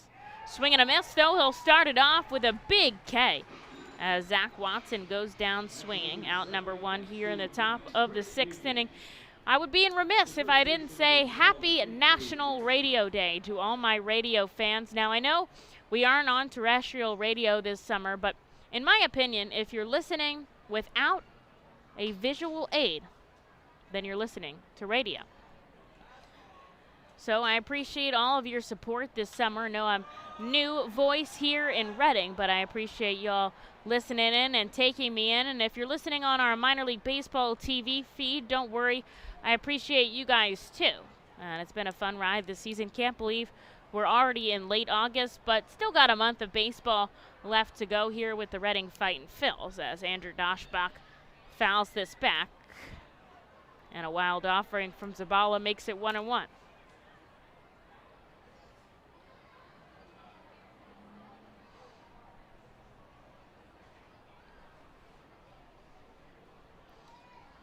Bowie 1 run on 6 hits. Reading no runs on 2 hits as Zabala gets a swing and a miss on an off-speed pitch.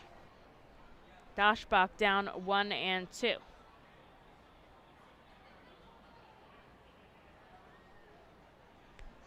And also to all you Reading listeners, probably big followers of and remember Pat McCarthy and obviously Tom McCarthy, who is the big league broadcaster for the Phillies. Pat is the broadcaster for the AAA Lehigh Valley Iron Pigs. And as this ball's driven deep to right field by Doshbach, it is going in the pool. A solo shot from Andrew Doshbach puts Bowie up by 2 here in the top of the 6th inning. That is his first home run in Double-A. As he sails it into the pool, out in right field. We'll see if he gets the silent treatment or the claps as he comes into the dugout. His team looks pretty pumped up for him in his first Double-A home run. And so Zabala is going to have to go after Caden Grenier. But as I was saying, big congratulations to Pat McCarthy because he's actually going to be up calling for the Philadelphia Phillies games this weekend since Tom is doing some NFL preseason work. And can't wait to hear that call along with Jorge Bonifacio, who also got the call up as well to Philly. Now he'll be starting today out in San Diego, batting 6th in the center fielder spot. Started the season with the our Phils on May 25th after being signed as a free agent. Now, Bonifacio, some previous big league experience, but had a great time with him here in Reading, and he's been absolutely crushing it at Lehigh Valley. And I can't wait to see how he does with the Phillies. 2 balls, 2 strikes here to Caden Grenier.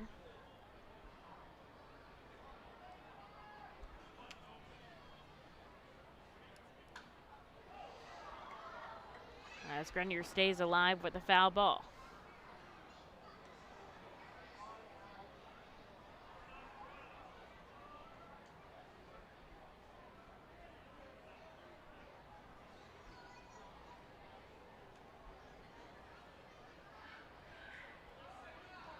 As Grenier chases, it gets away from Colby Fitch. The umpire kind of gets in the way, and Fitch is not able to throw it down to first.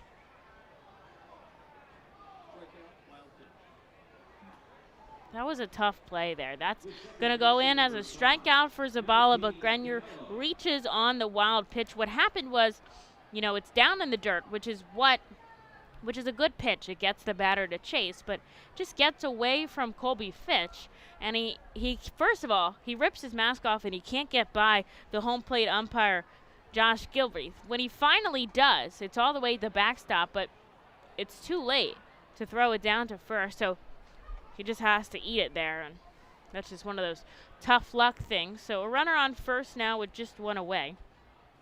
And Malquin Canelo up at the plate. But instead, Zabala chooses to go over to first.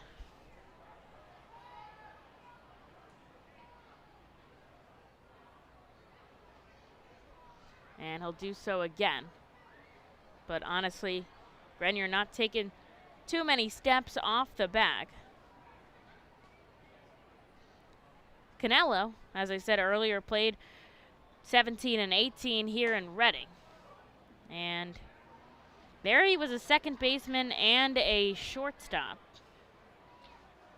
Batted .226 with 6 home runs in 17 and .251 with 9 home runs in 18. but had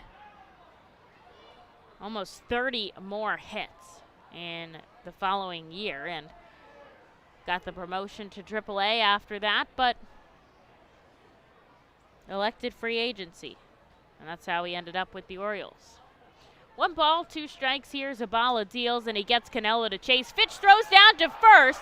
The tag, and the umpire slips while making a call, and they call him out at first. Wow, they get to strike him out, throw him out there on the most interesting play I've ever seen by an umpire. As Zabala gets the swing and a miss by Canelo, then Fitch fires to Stassi at first. Stassi makes a heck of a tag. And Grenier is fired up out there, as is the first base coach. They are arguing with Dane Ponsack, who's over at first, and the crew chief. He was coming in up the line, slipped on the grass, and as he's getting up, makes the punch-out motion for out number 3. So a double play ends the inning for the Reading Fightin' Phils in the most interesting fashion. But Bowie up by 2 now as we go into the bottom of the 6th. Better pitching, faster base runners, and more runs batted in usually beats the competition.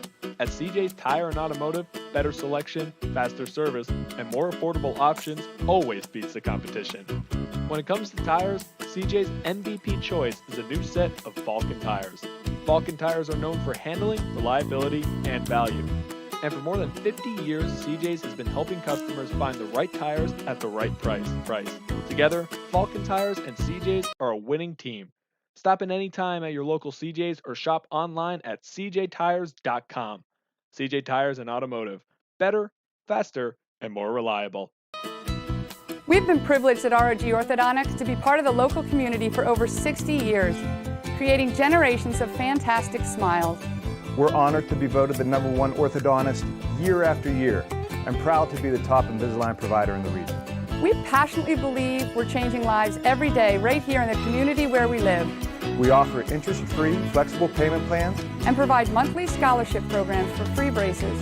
Be sure to check out our magnet contest to win free braces. We love seeing our patients' successes, knowing we had a part in changing lives. One fantastic smile at a time. Savage 61 is a proud sponsor of Fiesta Fridays. Enjoy an our Phil's game, great food, music, and entertainment. The team will play as Los Luchadores de Reading Latino Tribute uniforms. Visit Timmy Profit and Savage 61 Pennsylvania's most awarded dealership for all your automotive needs.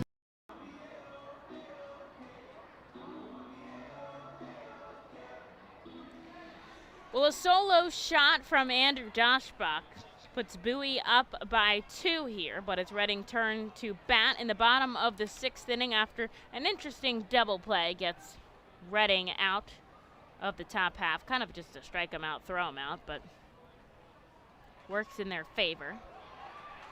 And Bryson Stott, a bunt single, is going to get himself on first, a base hit. And Bryson Stott is going to lead us off here. Another 2-hit day from Stott. He's out on first safely for Jalen Ortiz. And Ortiz will now be the tying run up at the plate.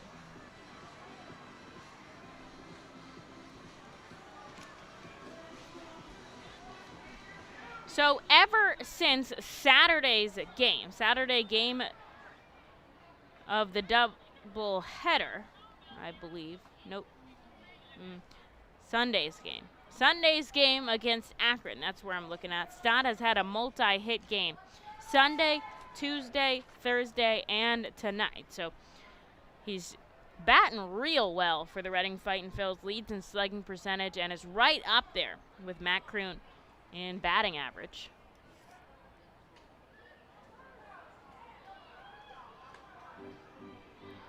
And so Stott is out on first after a bunt single, and Jalen Ortiz has 2 strikes here from Mickey Janis, whose pitch count is only in the 70s.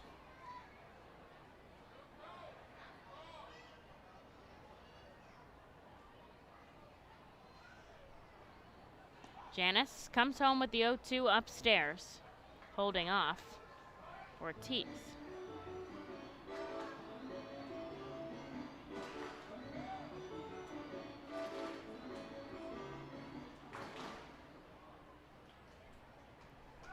Stott takes a few steps off of first. And Canelo shaded all the way to second. Ortiz sends this deep to center field. It might drop in no man's land right in front of the center fielder Watson.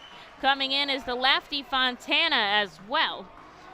But it's going to drop in for a hit for Jalen Ortiz, and shifting to second is Bryson Stott.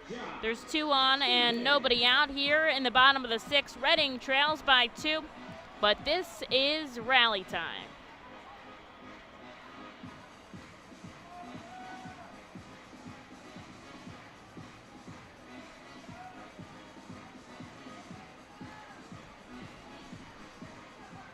Steven on with a hit by pitch earlier.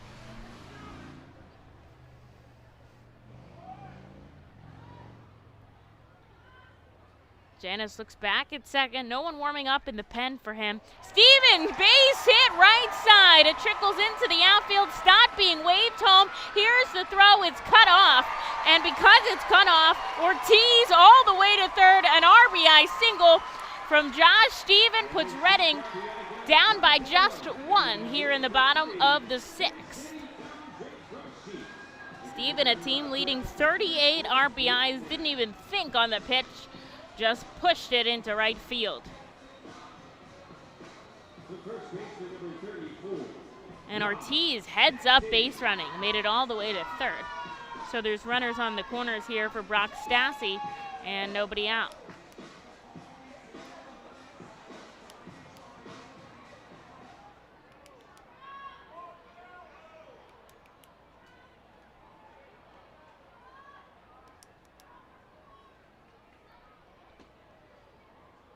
Called strike 1 to Stassi. Fans not happy with the call there.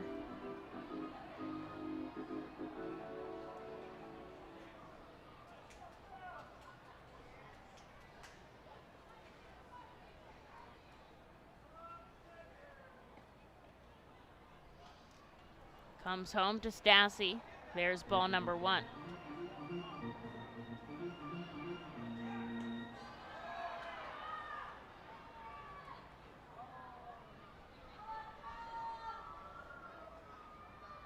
Ortiz on third, Steven on first. Reading down by just 1 run now.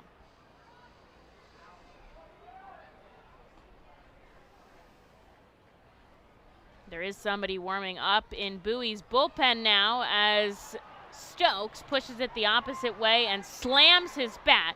It's not deep enough to score a run, so it's just out number 1. Not happy with his swing there. Looks like he just got tied up on the inside. And here's Matt Kroon.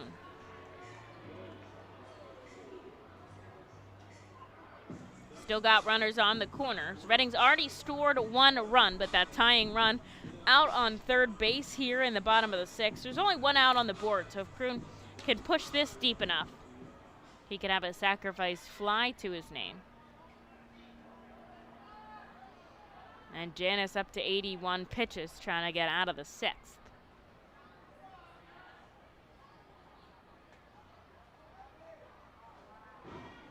Way upstairs, ball 1.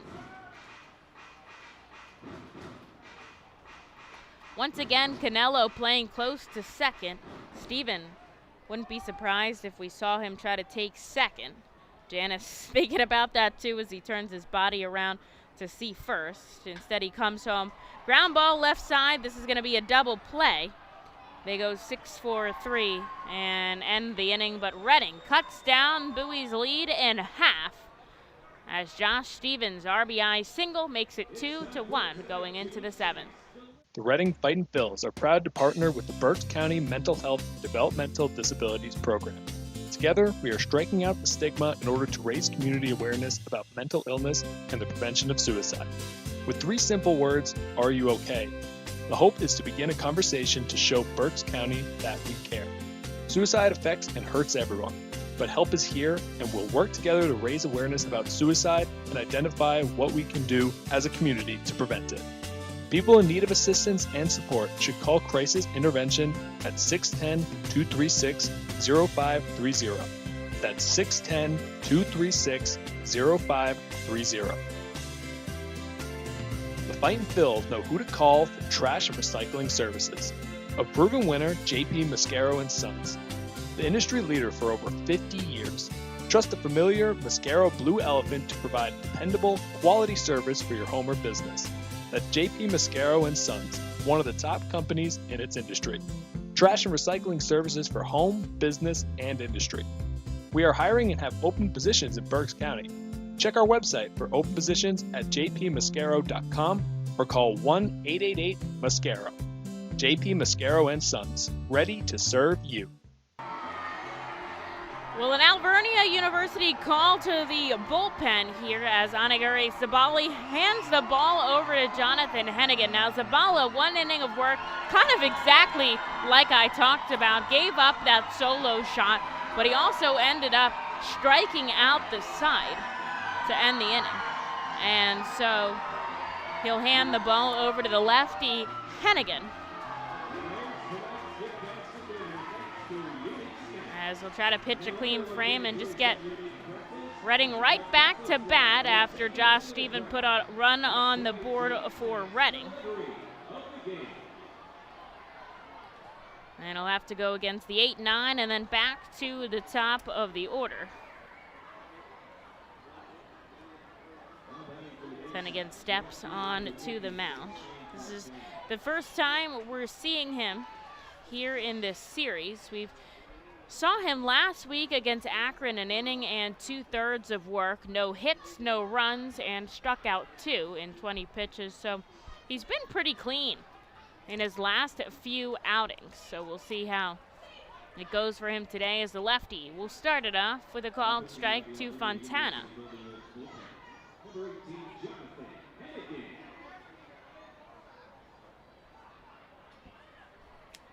The lefty comes home quickly, ball 1.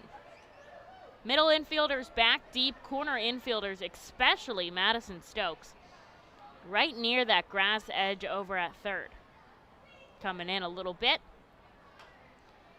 Weird ground ball, bumps foul about 1/3 of the way up the first baseline, and it's strike 2.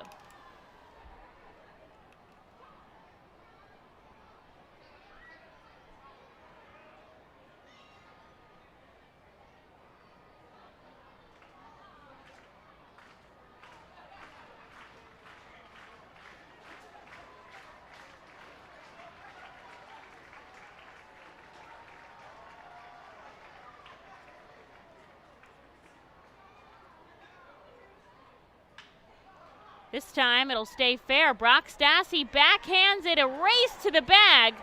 And Hennigan is one step behind Shane Fontana. And so it's a base hit for Fontana as he reaches safely here to start off the top of the 7th.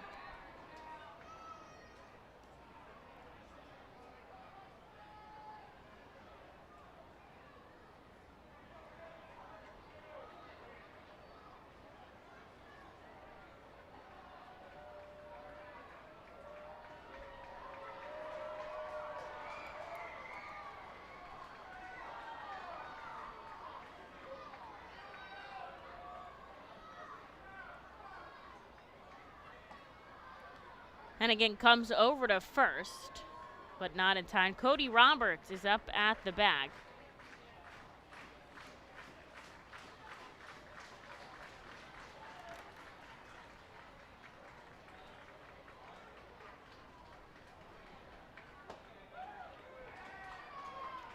And I'll take strike call number 1.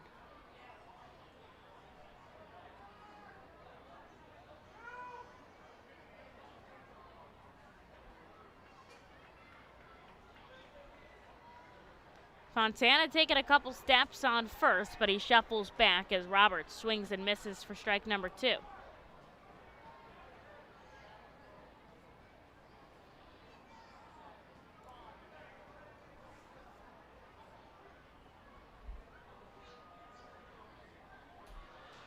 Cornelius shaded a bit more towards second, so right side of the infield is open for business as Roberts punches this one just to the right of the first base line.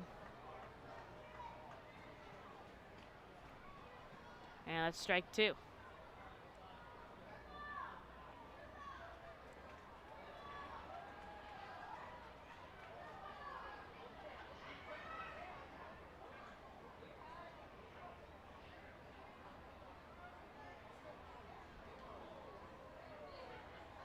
Just below the knees, ball 1. Baseball under the lights here at Reading, Pennsylvania. The best part is we've got 3 more in the series, a doubleheader against Bowie tomorrow. We'll see 2 of the top 5 prospects in Philadelphia's systems on the mound, Morales and Hans Kraus, which has lived up to his hype. And then Sunday, one of those rare and beautiful afternoon games here at America's Classic Ballpark, a 2:15 start. And not only that, but we have 2 big celebrities. And Meredith from The Office and the Philly Fanatic will let you decide who's the bigger celeb. But very exciting next 2 days for Reading here. What a heck of a weekend in baseball town. Stepping into the first base batter's box is Cody Roberts. Here's the 2-2. Inside, a good frame by Fitch. Doesn't get the call he's looking for, much to the dismay of the crowd.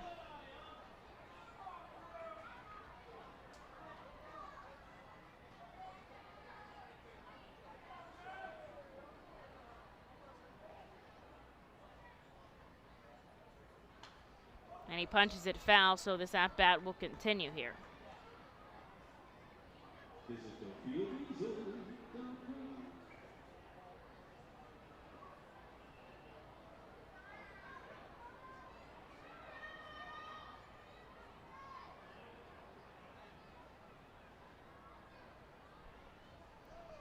Glove at the waist, Hennigan comes home inside, ball 4, and interesting there by Cody Roberts, rips the bat back to the dugout and takes first, like just to walk down to first as Fontana shifts to second. There's 2 on and nobody out here for Jonathan Hennigan as he has to head back to the top of the order now. Reading trails by just 1 and they like to keep it that way. They have 5 hits to Bowie's 8.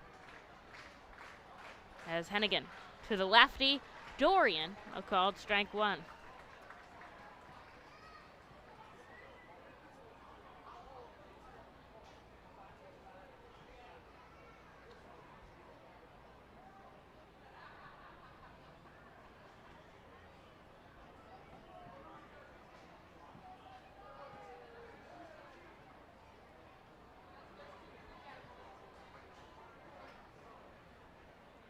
Hennigan taking his time. Looks back at second. Now he'll come home. Just misses the outside corner. Fans are not liking the calls by Josh Gilreath behind the dish. 1 ball, 1 strike here. Stokes playing in on that outfield grass edge. And Bryson Stott is keeping Fontana out on second. Swing and a miss from Dorian. And that's strike number 2.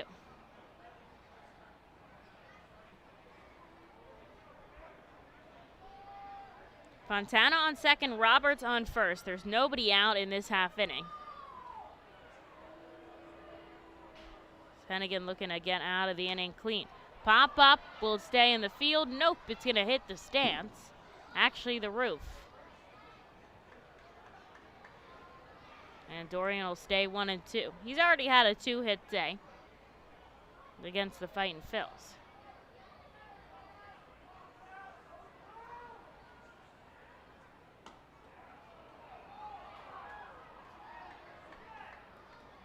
And ball 2. Hennigan is putting in the work here against these Baysox batters. Comes set at the waist. He's going out of the stretch here. Fitch on the outside part of the dish. pokes foul into the on-deck circle. Jordan Westberg had to jump to avoid being hit.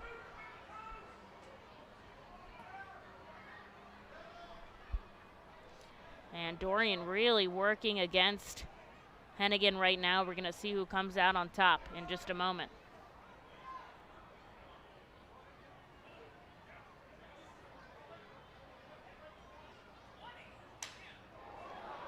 Fly ball left side. It's going to drop in front of Steven. He picks it up, and he's not going to fire it home. So scoring easily is Shane Fontana. And the Baysox get their run back. They're up by 2 now here in the top of the seventh, and still no outs. 3-hit day for Patrick Dorian.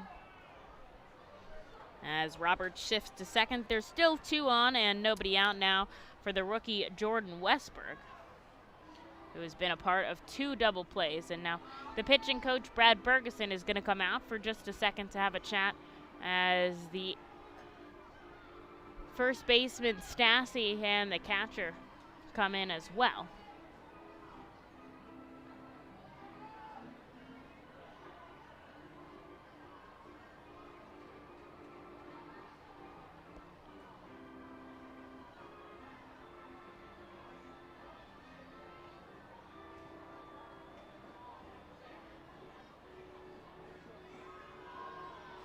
And the entire infield is coming in, kind of seeing what's going on. Somebody's ejected. Bergeson or Hennigan? As they're arguing with the home plate umpire who came out to break up this meeting at the mound. I think it was Bergeson who was thrown out there. He is as livid as I have ever seen him. And I have not seen him angry ever. And the fans are cheering on his ejection. They love to see it here in Reading. And Hennigan is going to stay quiet and back on the mound. Stott chatting with Hodgins over at third. Everybody comes back to set, and the game is going to resume, but Bergeson is going to head into the clubhouse. Now he'll have to listen to my voice call the rest of the game. But I'm not sure what happened there. Everybody converged in, and the home plate umpire went out to have a chat as a wild pitch gets by Fitch, and the runners advance now to second and third. So it was Stassi, Fitch, Bergeson, and Hennigan in on the mound. And Gilreath came out to break up the meeting at the mound, I'm going to assume, and that is a pass ball. And now there's some other arguing going on with Gilreath. So that was a pass ball that allowed the runners to advance there, second and third. And then I saw that Stott and Stokes started to come in as well. And that's when I saw Gilreath eject Bergeson. Now, it didn't seem heated until that very moment. So I'm not sure the words that went down there, but sure Sean and Tyler Henson, Nair Louise, and some coordinators are down in the dugout will fill in the role as Hennigan picks up a big strike here against Westberg. There's 2 runners in scoring position. Right now, only 1 run has crossed the plate. Fontana made it 3-1. And Westberg pokes this one into the stand, so that is strike 2.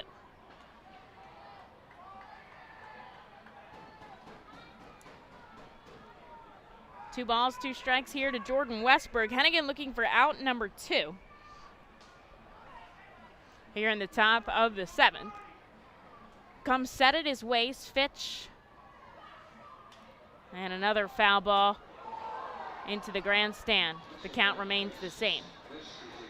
It's Roberts on third and Dorian on second. The infield is in here. They're trying to preserve a run. Bowie, 3 runs on 9 hits. Reading, 1 run on 5 hits. And we're merging into the back part of this ball game quickly now. As Hennigan sends the 2-2 home, a called strike 3 by Gilreath. And Westberg turns around and walks gingerly back to the dugout. And a big out pickup for Hennigan, as there's 2 away now for Kyle Stowers, who has not had a day. Not sure if there's a line worse than 0 for 3 with 2 strikeouts and grounded into a double play. But Stowers will come up now with an opportunity to change that with 2 runners on. and just an out on the board.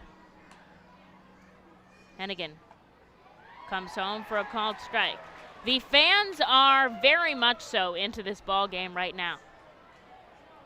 They were into it before, but I think as Philly fans are, the ejection really got them riled up. Fly ball into right, tracking as fast as he can. Ortiz, he makes the catch and sends it back in as fast as I've ever seen it. And nobody is able to tag a heck of an out, number 2, from Jalen Ortiz in right.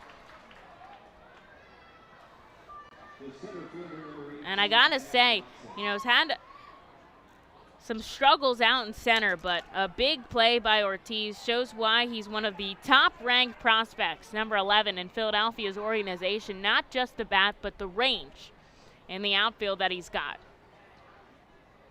And there's 2 away now with 2 runners on here for Zach Watson. Hennigan comes inside. That's ball 1. Just 1 run is scored here in the top of the 7th. And Reading will be back to batting in the bottom half. As Hennigan comes home, swing and a miss on an off-speed pitch. It's 1-1. They will send up Miller, Fitch, and Cornelius to bat in the bottom half, as right now they're down by just 2. But first they've got to get out of this inning. Hennigan comes low. It's 2 balls and 1 strike. The infield's going to take a couple steps back now. And they're going to let Roberts and Dorian take their leads with 2 outs. They're going on contact either way. Ground ball left side is a foul, and that's strike number 2.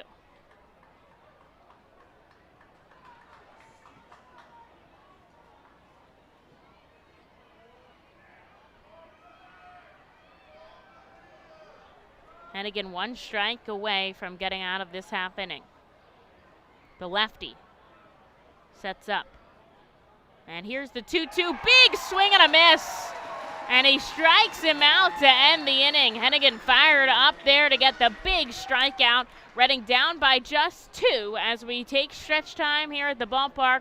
We'll be back for the bottom half. There you are in the great wide open when you hear it. Dinner time. When you're hungry, you're not going to let 5,000 feet of mountain get in your way. And if they try, that's what Kia's lineup of exceptionally capable SUVs with available all-wheel drive is for. The Telluride, Sorento, Sportage, and Seltos are how you know we take this pretty seriously. The SUVs and the dinner. Hurry into your local Kia dealer today. Kia, movement that inspires. Visit kia.com for details. Always drive safely. T-Mobile is the leader in 5G coverage and speed. No one else covers more Americans with the fastest 5G. The Arphils are proud to introduce T-Mobile as the title sponsor of our Plaza stage. Fightin' Phils fans can continue to expect great performances on game days and non-game days. The T-Mobile stage is home to great bands, such as the Truest Fightin's mascot band and many others. It will also continue to house great musical performances during the off-season.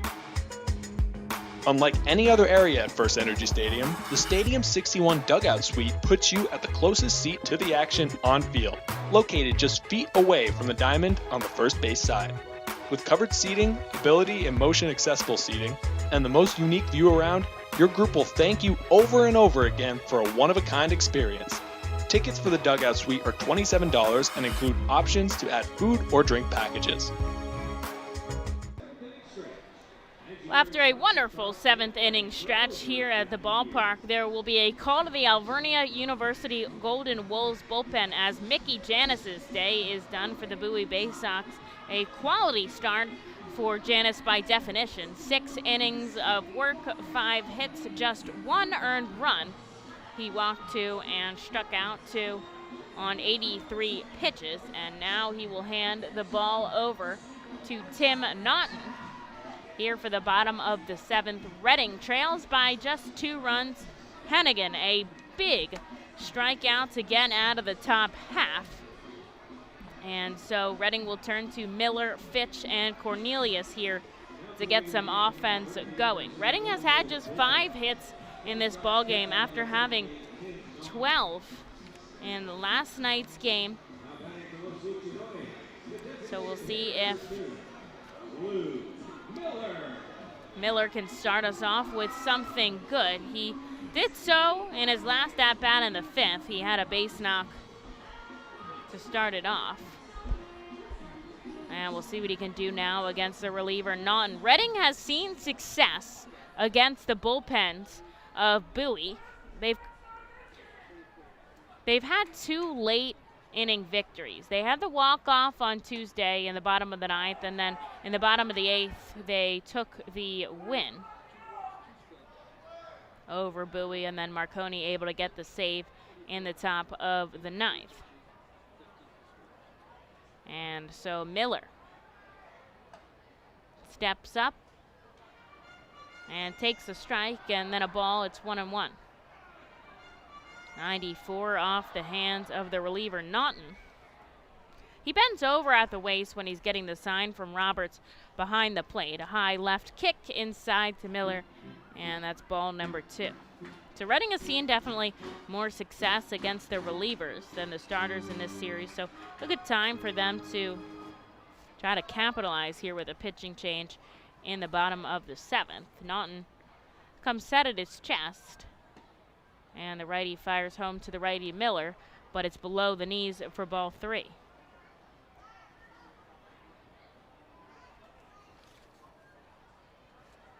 Naughton seen some time in Bowie back in 2019 as Miller takes what he thinks is ball 4 and a called strike on the outside corner, I guess, by Gilreath is strike number 2, so it's a full count here to Luke Miller, and the fans are in disarray by Josh Gilreath calling behind the plate tonight. They're usually a very animated fan group, but today especially. And now Miller takes ball 4 as he flips his bat aside and heads down to first on his free pass. A good way to start off the inning, as Colby Fitch, who's 0 for 2 today, will head up to bat. In 2019, Naughton was an organizational all-star by the Bowie Baysox, or by the Baltimore Orioles, as I said. Spent time in Double-A Bowie. Actually saw 3 different levels, which is pretty incredible. Not many people go through all of that at once. Product of NC State, our guy Jack Conley went there as well. And he gives Fitch a strike to start off this at-bat.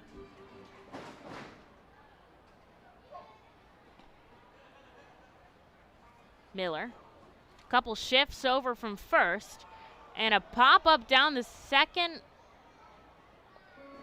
Must have been a foul ball there by Fitch. And so Miller was almost caught, but he'll get to go back to first cleanly, although strike number 2 for Colby Fitch. A good pop time there by Roberts behind the plate, but no harm, no foul. But it's 0-2 now to Colby Fitch. We'll see if Miller tries to go again. Shuffles at first. Here's the 0-2. It's a called strike 3 as Fitch is punched out on a pitch at the letters. And there's one away now for Chris Cornelius.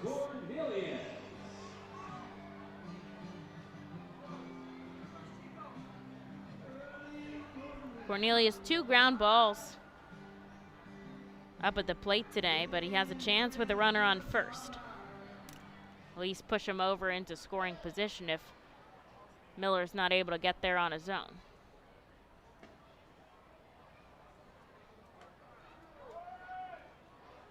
He'll take a ball to start off his at-bat.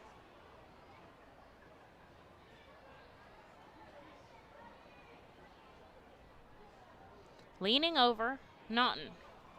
Now he comes set tall on the mound. Cornelius gets it in the gap on the right side, pokes it between first and second, and that shifts Miller into scoring position. The tying run is now on first, and we're going back to the top of the order with Madison Stokes, who is looking for his first hit today, and he is due for one. Naughton 6'3", 195, standing tall on the mound, but Madison Stokes is going to try to knot things up here. Reading down by 2 in the bottom of the 7th.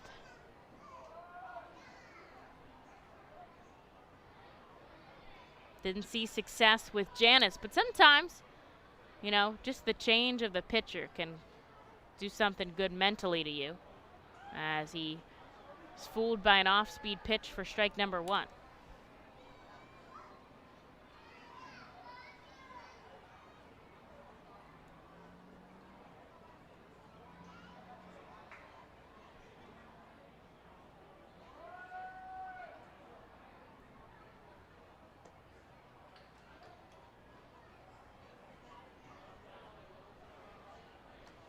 One ball, one strike here to Madison Stokes. It is Bryson Stott who's in the on-deck circle, and I see Tyler Carr is warming in the bullpen for Reading right now.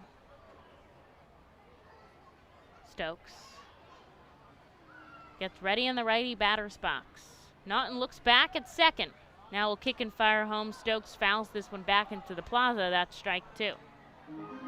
The first baseman, Doshbach, is using his hand to smooth out the dirt by first. Now he's shuffling with his feet. I think he's just playing around in there, honestly.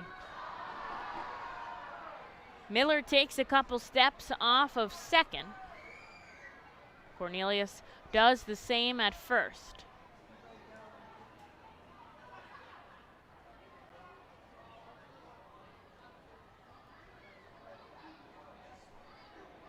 Naughton bends over, gets the call from Roberts.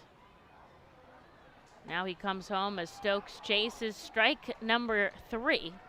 And he'll go down swinging for the second time today. That is out number 2. And it'll be on Bryson Stott, who's already had a 2-hit day and has scored the only run for Reading so far. He'll have the opportunity here to do some damage with 2 on and 2 outs.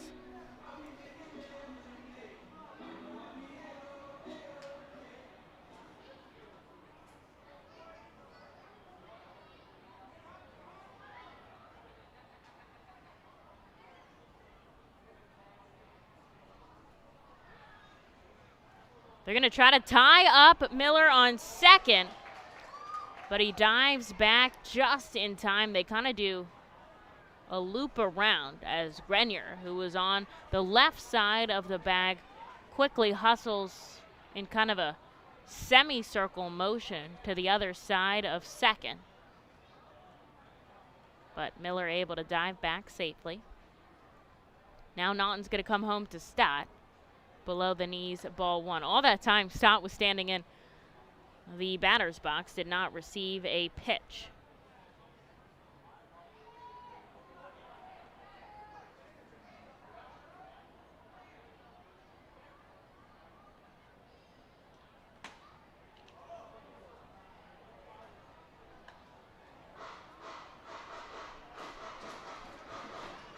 Ball number 2 here to Bryson Stott.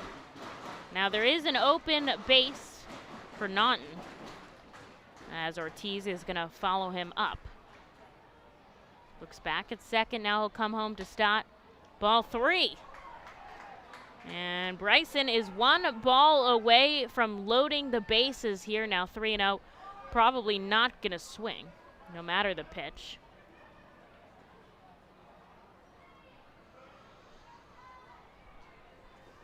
Two on, 2 out. The 3-0 bounces in the dirt, and on 4 straight offerings, Bryson Stott walks down and loads the bases here for Jalen Ortiz. Now Ortiz was absolutely dominant at the high A level. And with the bases loaded and 2 outs, we're going to see a quick visit from the pitching coach, Justin Ramsey. He slowly walks out to his reliever, and the catcher comes in as well. It's Luke Miller on third, Chris Cornelius on second, and Bryson Stott on first. The score is 3-1 in favor of the Bowie Baysox, and here's a big moment now for Jalen Ortiz. The home plate umpire, Gil Reith, coming out now, and Ramsey is going to head back to the dugout. I have no idea what Doshbach's doing on first, but he has been playing in the dirt this whole time. Jalen Ortiz, an opportunity to, if not tie this up, blow this wide open here.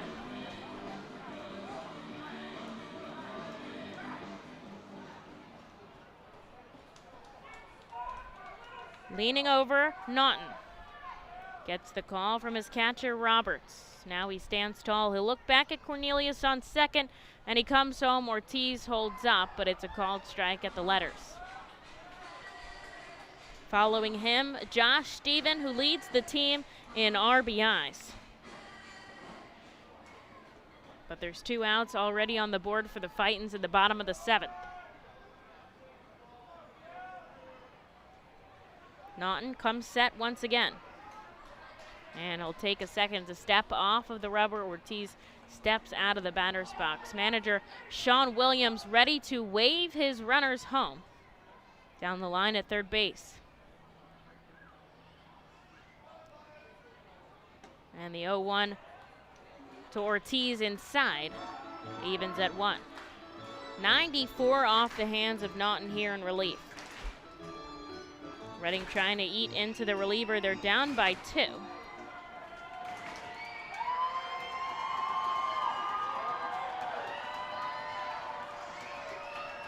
And the crowd is roaring here at FirstEnergy Stadium. Ortiz chases and comes up with nothing but strike 2.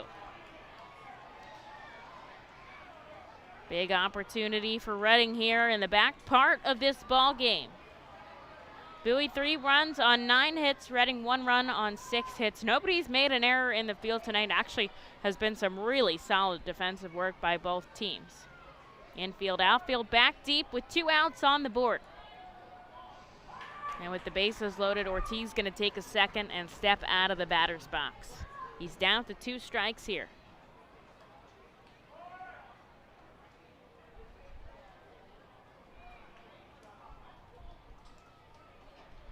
Naughton comes set.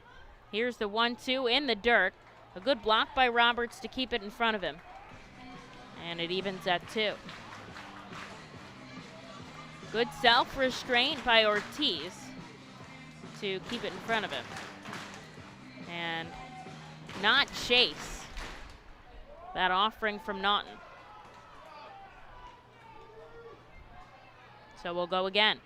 Bases loaded, 2 outs here in the bottom of the 7th. Reading down by 2.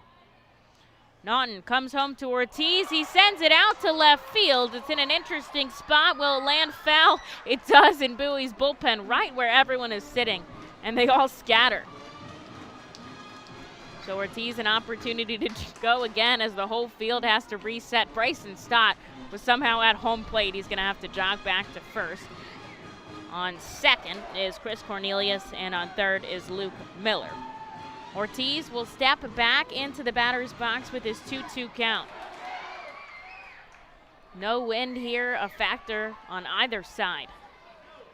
Bases loaded, 2 outs on the board. Reading down by 2. Here's the pitch. Ortiz pops it high in the sky. It's playable. The pitcher, the catcher. The pitcher bobbles it, but keeps it in his glove and makes the catch in foul territory for an out number 3. So Reading fails to play to run, and they trail by 2 as we go into the top of the 8th at FirstEnergy Stadium. Time for that perfect job. The Acme Distribution Center in Denver, Pennsylvania is hiring warehouse positions now. Attend Acme's Job Fair Saturday, August 28th from 8 a.m. to noon at 500 South Muddy Creek Road in Denver, Pennsylvania. Starting rate of $20.30 per hour with potential first-year earnings of over $50,000. Acme offers industry-leading benefit packages with family coverage and a $2,500 retention bonus. Hiring this Saturday, August 28th. To learn more or register, go to hiringeventdenverpa.com. Savage Auto Groups is a proud sponsor of the Reading Fightin' Phils. Our large inventory and wide selection of models, along with competitive pricing, allow us to make great deals on many vehicle makes and models. Visit Savage 61, Kia, and L&B in Berks County for all your automotive needs. Established in 1928, the Manor Golf Club is one of the oldest public courses in eastern Pennsylvania. Located conveniently between Philadelphia, Lancaster, and Allentown in Sinking Spring, the Manor Golf Club offers a true test of golf on a traditional championship-style golf course where shot making takes precedence over length. Visit themanorgolfclub.com for more information.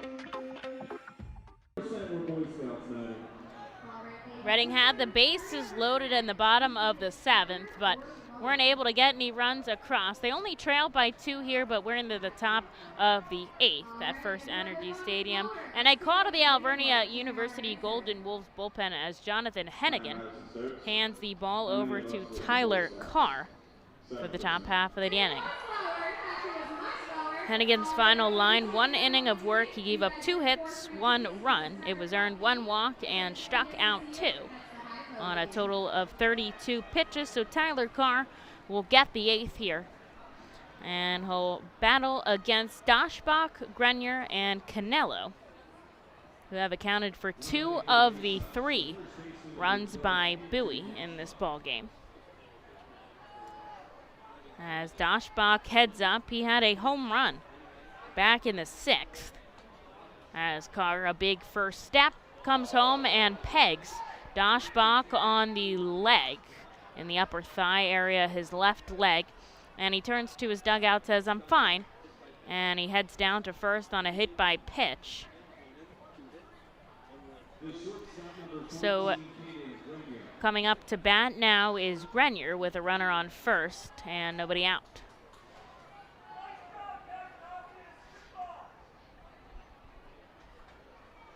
And his last time up, Grenier struck out but reached on a wild pitch. But he'll take a strike called here from Tyler Carr.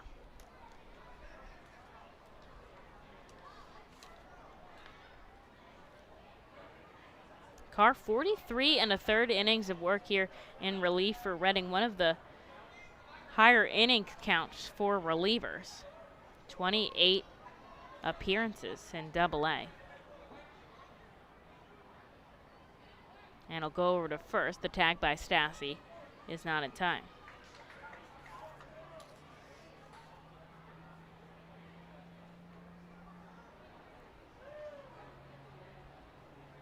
Reading is 8-6 on a Friday night. Interestingly enough, these luchadores are one of their better jerseys to wear. They've had 6 wins in the luchadores jerseys. Although heard they're not as comfortable as the black R-Train jerseys. The R-Train's the favorite by the players and I think by a lot of the fans as well. Carr comes home with the 1-1 to Grenier outside. Nice block by Colby Fitch.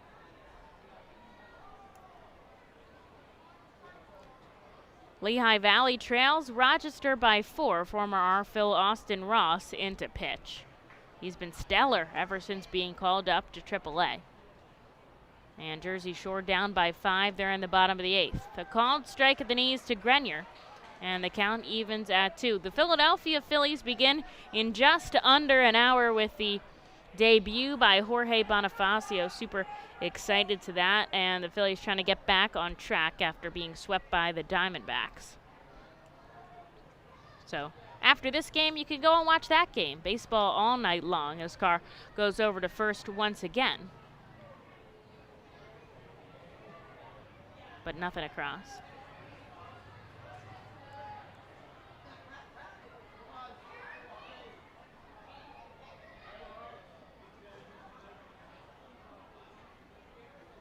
Carr comes home, down and away once more. It's a full count.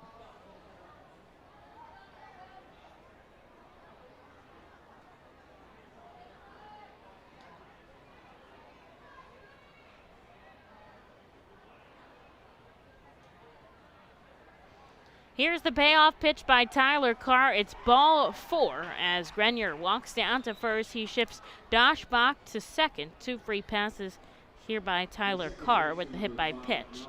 And there's 2 on for Malkin Canelo now, and nobody out.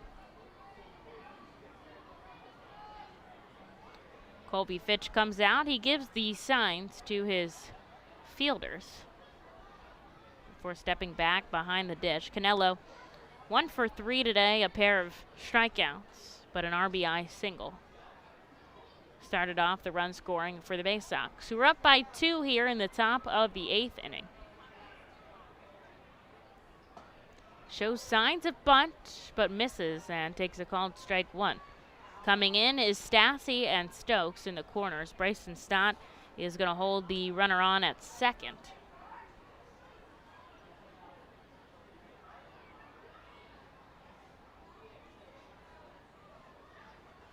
And bunt again by Canelo. Pulls back, this time it's a ball.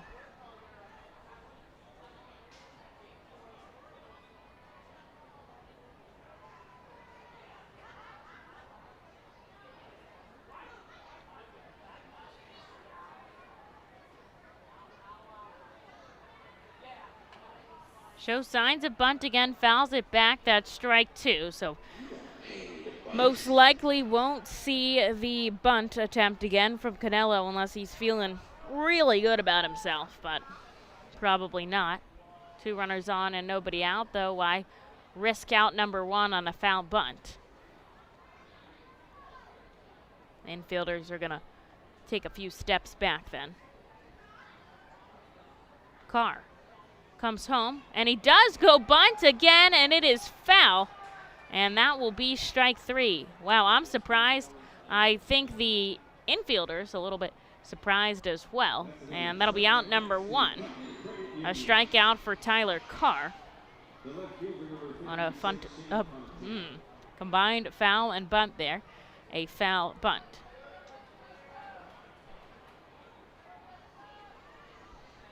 So here's Shane Fontana now with 2 on, 1 out.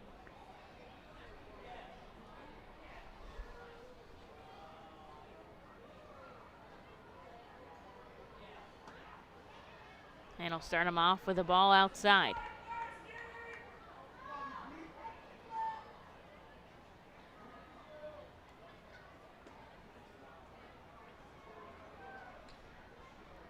Doshbach on second, Grenier on first. Carr gets strike right down the middle, 95 on the gun there from Tyler Carr.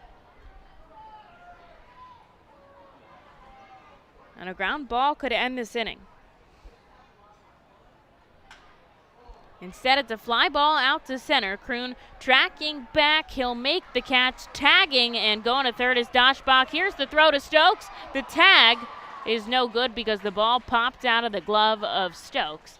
And so because of that, Grenier is going to shift to second, excuse me. So there's runners on second and third, but there are 2 outs on the board now.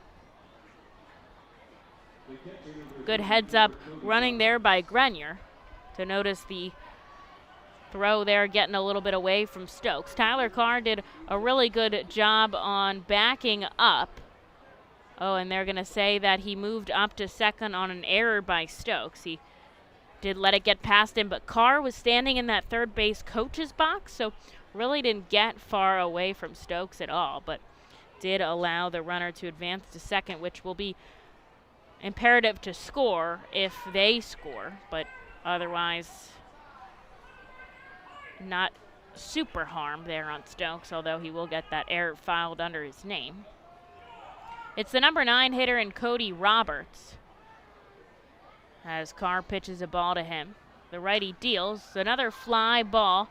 It's coming down the right field line. So is Ortiz, but he'll run out of real estate. It's in the stands. It's strike 1.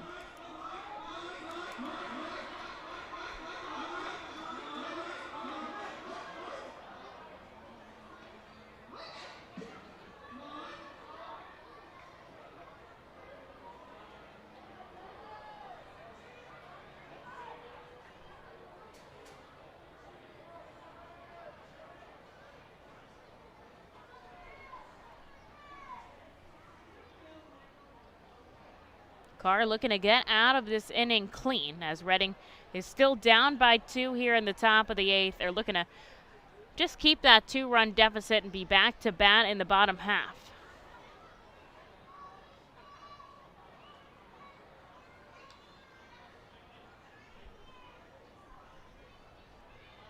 Carr to Roberts, down and away. Good block by Colby Fitch.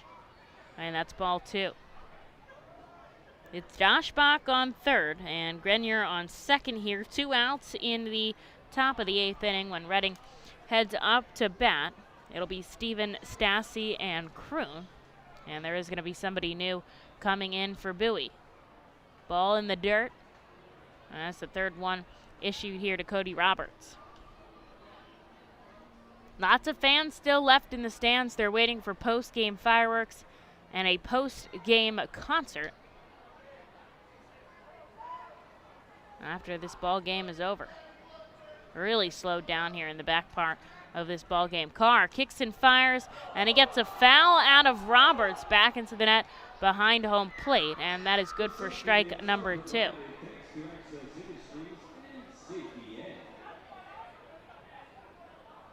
Big strike there as it's a full count here.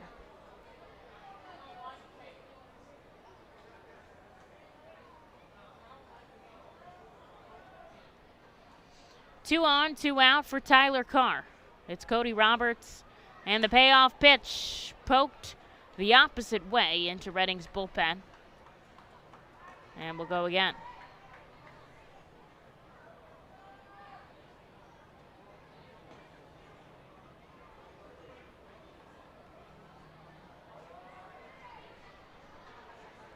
Carr's taking a moment before he steps in on the first base side of the rubber. The righty, glove at the waist, and now at the chest. He comes set.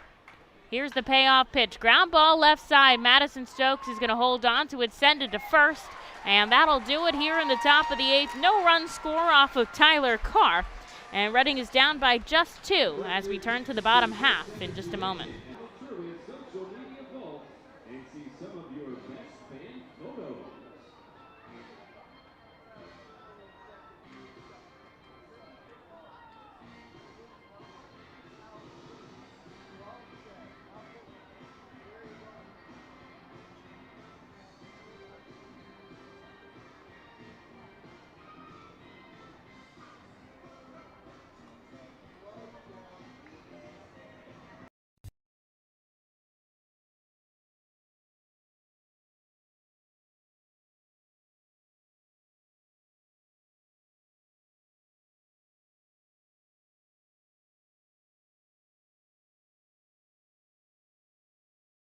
Shots.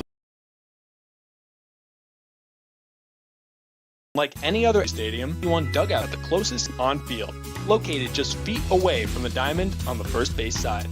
With covered seating, ability and motion accessible seating, and the most unique view around, your group will thank you over and over again for a one-of-a-kind experience. Tickets for the dugout suite are $27 and include options to add food or drink packages. For the first time ever, the Reading Fightin' Phils are pleased to present you their classic game program all electronically. This program has information on the coaching staff, player rosters, and front office staff. It also includes featured stories and alumni reports, all on the favorite guys who spent their time in baseball town. Visit rphils.com/programs to check it out. Purchase a bank of tickets to be used throughout the Fightin' Phils season. The Flex Bank lets you use the number of tickets you need when you need them. You will have an online Flex Bank account which allows you to use your bank of tickets or vouchers to redeem for game tickets whenever you need them. You can also reserve your game tickets from your Flex Bank by contacting the ticket office or redeeming in person at the stadium. Visit rphils.com or call the office at 610-370-BALL for more information about the Flex Bank ticket packages and all the exciting ways you can get tickets to a FirstEnergy Stadium game. A call to the Alvernia University Golden Wolves bullpen here for the bottom of the 8th. A familiar name that you might recognize. It's right-handed pitcher Tyler Birch, who actually played for Reading and was actually on the Phillies, or in the Phillies system up until just about a month ago when they traded for Freddie Galvis back to Phillies from the Orioles. And I think fans are pretty excited to have Galvis back. But Tyler Birch started things off in Aberdeen after he was traded to the Orioles system back on July 30th. And it'll be Birch here to face Josh Stephen in his first Double-A start. Birch was in High A Jersey Shore before being traded. Pretty solid reliever on the system, 33 1/3 innings, 55 strikeouts. And the first pitch is fouled off the roof and into the hands of a fan. He gets the most cheers of today And that is just a strike to Josh Stephen.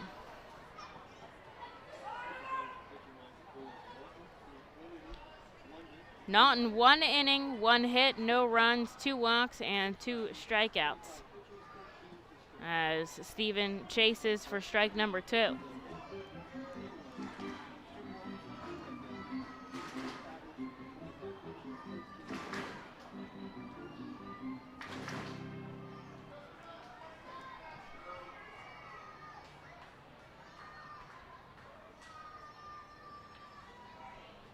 There's a ball into Josh Stephen, 1-2.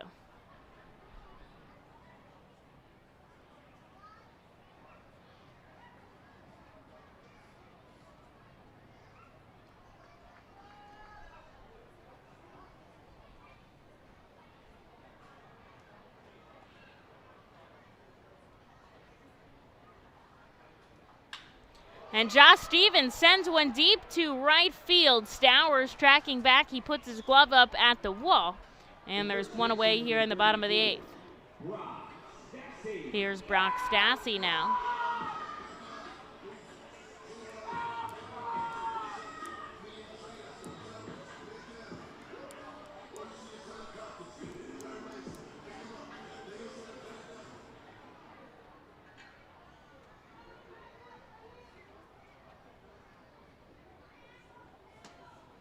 And Stassi takes a pitch down and away.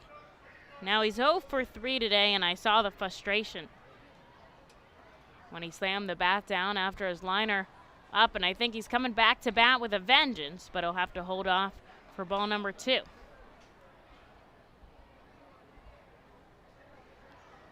Such a positive presence here at FirstEnergy Stadium. Always, A, the first one always out on the field ready for work, and B, always seeming to have a good time.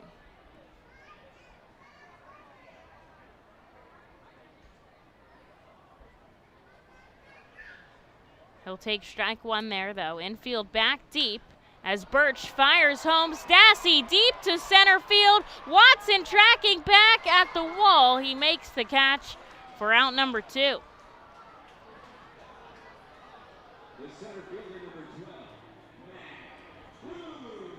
And here's Matt Kroon with a quick 2 away.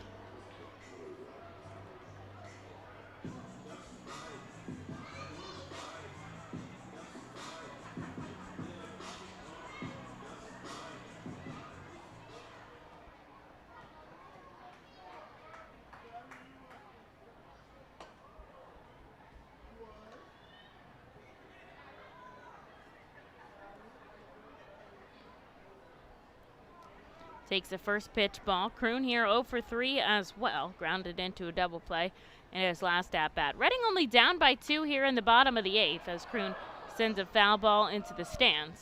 Strike 1. Bowie 3 runs on 9 hits. Reading 1 run on 6 hits in the back part of this ball game.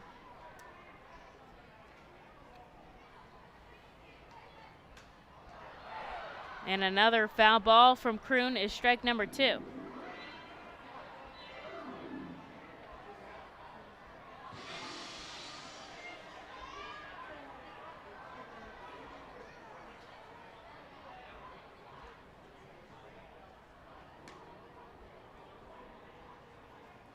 And Kroon holds off on a ball down and away.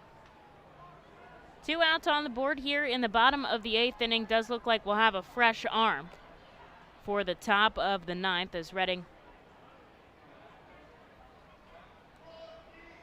will make a call to the Alvernia University Golden Wolves bullpen. But first, Matt Kroon stepping back into the batter's box. 2 balls, 2 strikes.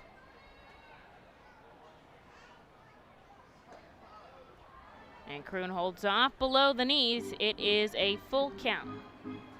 Tyler Birch got a quick 2 outs, but we'll see if Matt Kroon can continue on this inning for Reading. They're only down by 2, but we're in the bottom of the 8th, and he takes what he thinks is ball 4, but he gets punched out by Josh Gilreath instead, and that will be the end of the inning for the Reading Fightins as we take a call to the bullpen. Zach Warren coming in for the top of the ninth, Reading down by 2. At Savage 61, our goal is to assist you in making a confident decision. Our friendly, professional staff members are available to answer all of your questions and listen to all of your needs.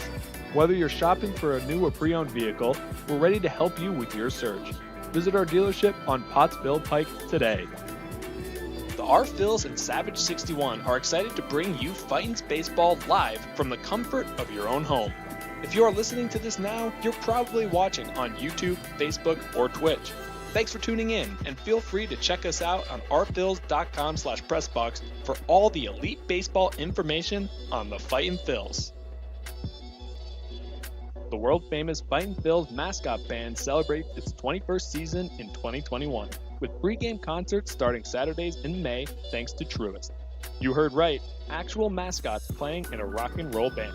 See Quack the Rubber Duck on lead vocals and guitar, Screwball on drums, Bucky on bass, Change Up on bongos, and Blooper on lead guitar.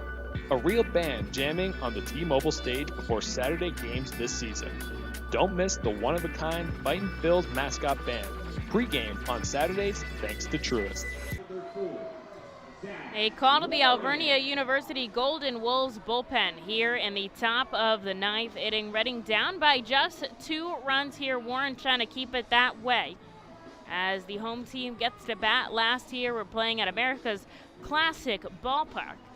And so Reading has the opportunity to perhaps walk it off for the second time this series. And so Zach Warren throwing his final warm-up pitches, the final line coming in on Tyler Carr. In 21 pitches, he threw 1 inning of work, allowed no hits, walked 1, and struck out 1. And he'll hand the ball over to Zach Warren here as he faces the top of the order in the top of the ninth inning. It's Patrick Dorian, who's 3 for 4 today.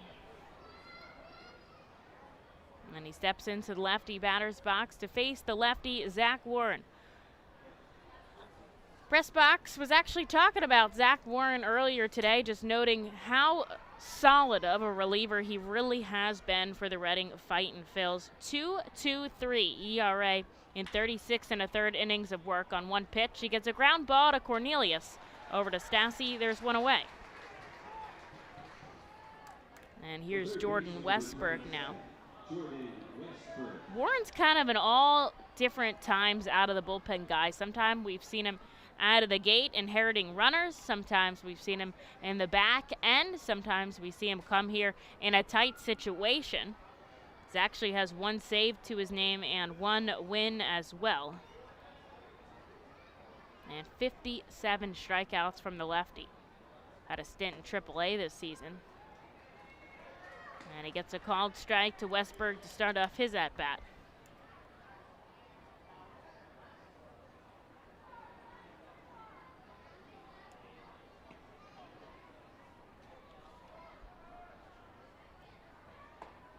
Inside, ball 1.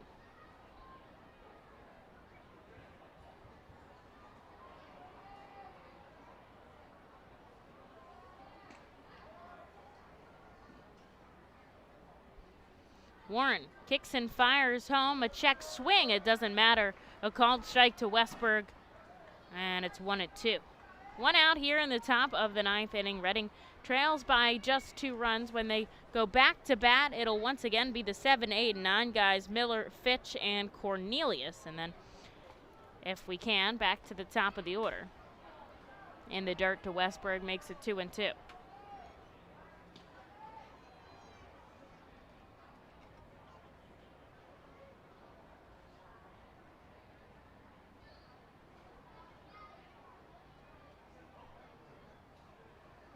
Warren taking his time to get ready on the right side of the rubber. Gets a pop-up out of Westberg that'll hit the roof.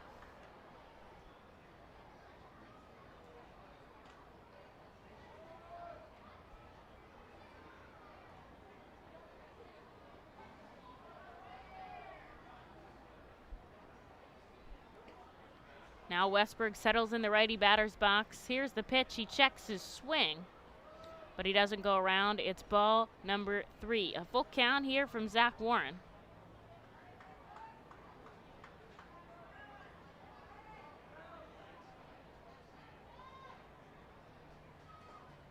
Looking for out number 2 here in the top of the 9th inning.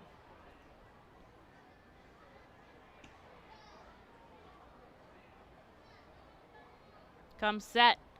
The payoff pitch downstairs, ball 4. And Westberg is going to take his base, heading down to first. And with 1 out, here's Kyle Stowers. The right fielder, number 13, Kyle Stowers.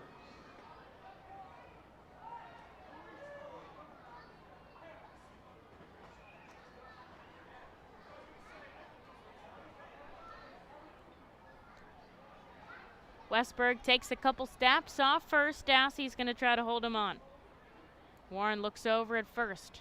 Now he'll come home way upstairs. Fitch able to keep it in front of him. Ball 1.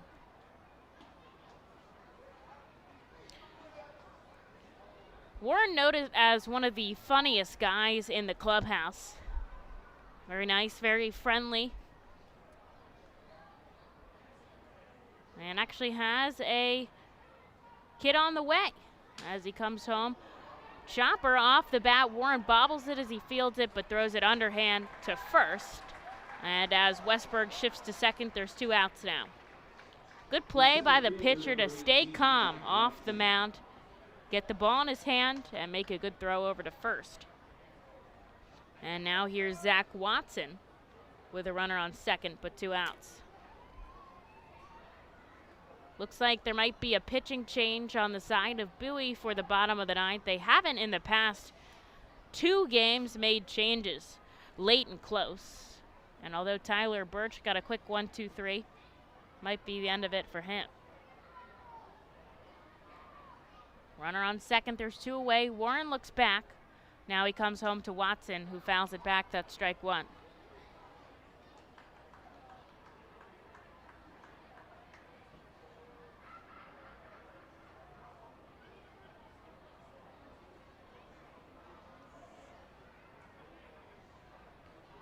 Don't forget a doubleheader tomorrow beginning at 4:15 here at FirstEnergy Stadium. We'll take about a half-hour break between 2 games where we'll go off the air, but I'll bring you the action for both as Warren induces a swing and a miss for strike 2.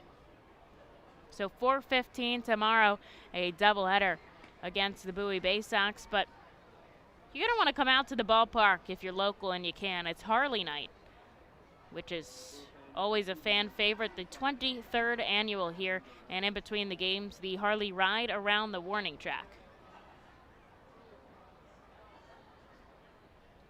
Warren looks back at second. Now he comes home with the 0-2. A big swing and a miss. 92 upstairs.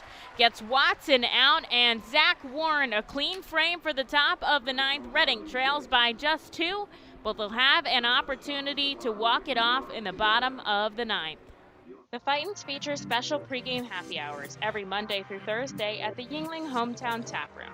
Tompkins Fist Bank Plaza opens at least 2 hours before game time for all happy hours. In addition to $1 off Rusty Rail Brewing thanks to Windsor Distributing, all happy hours feature live music on the T-Mobile stage.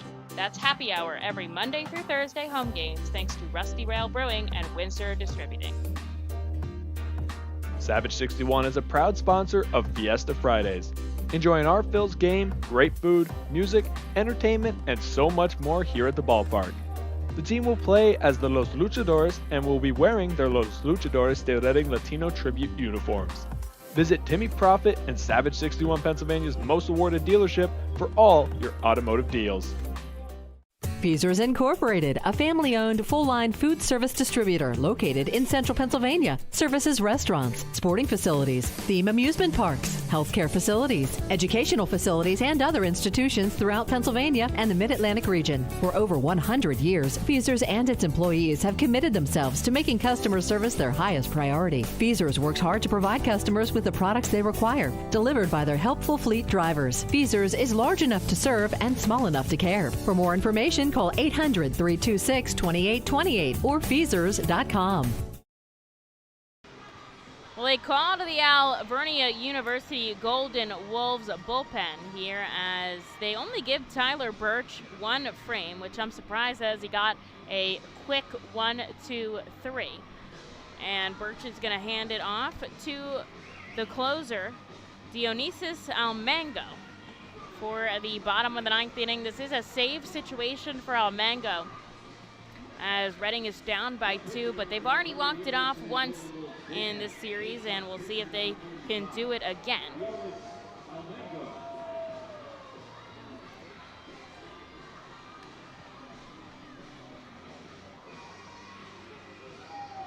And Reading will start with their 7, 8, and 9 guys, Miller, Fitch, and Cornelius. I'd be interested to see if we see a pinch hit at all by anyone. Guys on the bench include Kumana, Conley, and Gonzalez.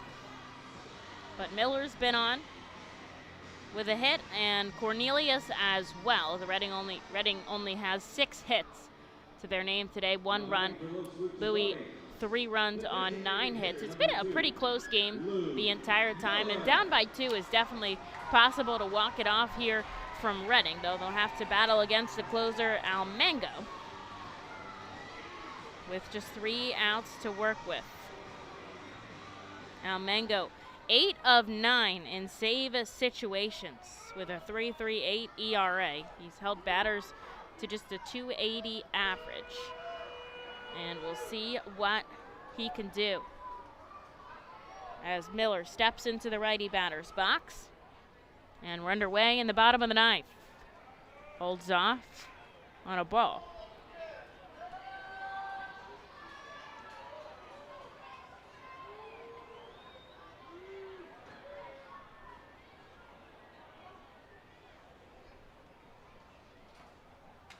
Miller pokes this one foul. The count evens at 1.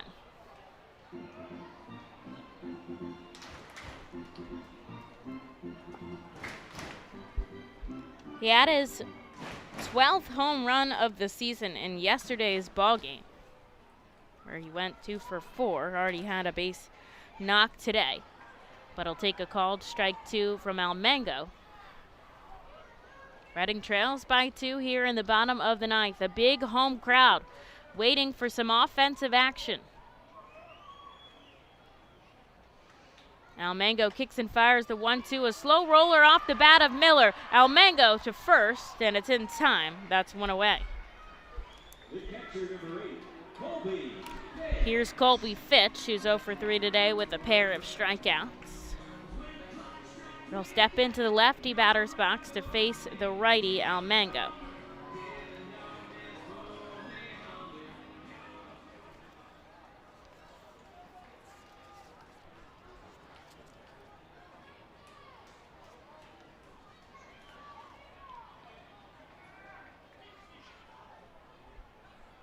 Almango steadies himself on the third base side of the rubber. He comes home to Fitch, swing and a miss for strike 1.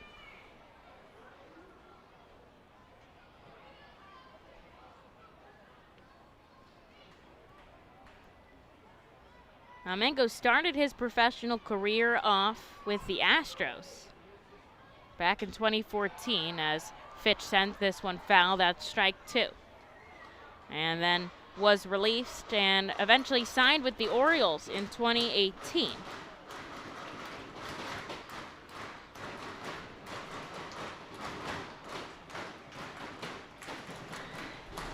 Only 24 years old and in his 7th professional year as Fitch rips this one down the right field line. Fitch is going to come to first, rounds it, but he's going to stay up at first. And in the bottom of the 9th with 1 away, Colby Fitch, a base hit to continue this inning as the tying run, Chris Cornelius at the plate.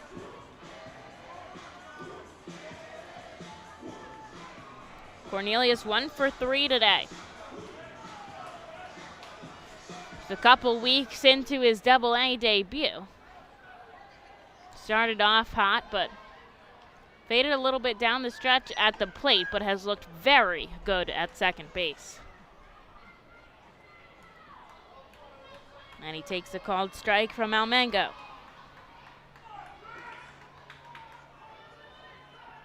See some rally caps around here in the ballpark as Cornelius pops this one into right field. Coming over is Stowers, and there's 2 away.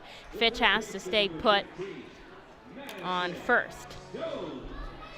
Inside out go the rally caps here as Madison Stokes comes up to bat here. The tying run, he is up at the plate with Fitch out on first. There's 2 outs here. Reading trails by just 2 runs.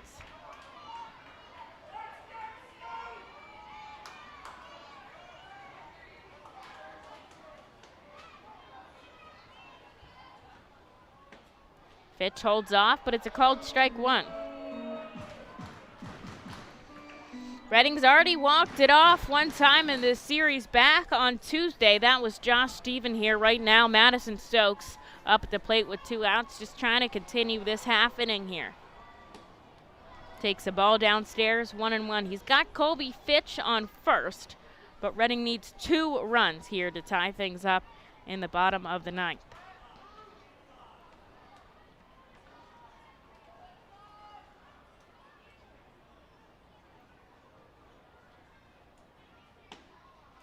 Ball number 2 below the knees.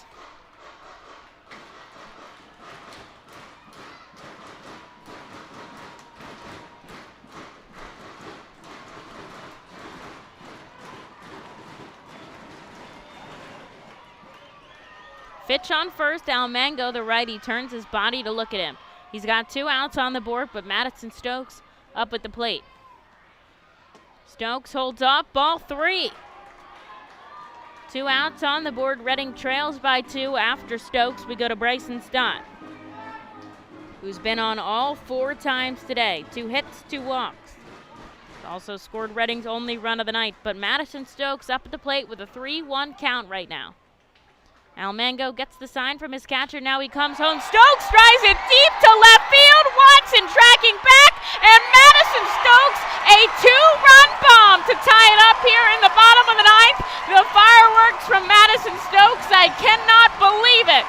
He sends it deep to left and ties us up in the bottom of the 9th at 3, and he is jacked up in front of a big home crowd here at FirstEnergy Stadium. Reading ties us up at 3 in the bottom of the 9th. A 2-run bomb from Madison Stokes down to his final strike.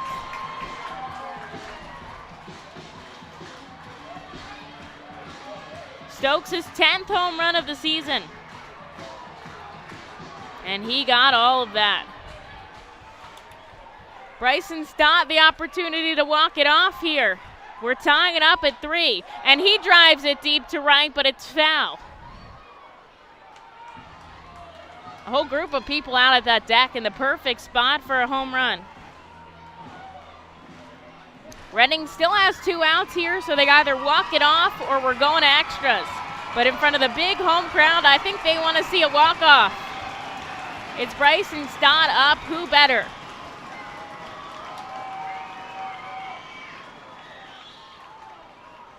Almengo has only blown 1 save this season.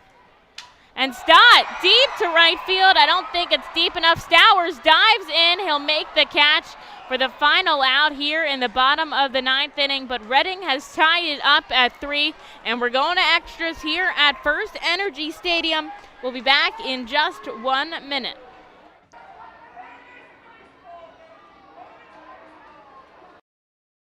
FirstEnergy Stadium. Conveniently located along the third base side, the 67 Club gives you front row seat to all the action at the hot corner.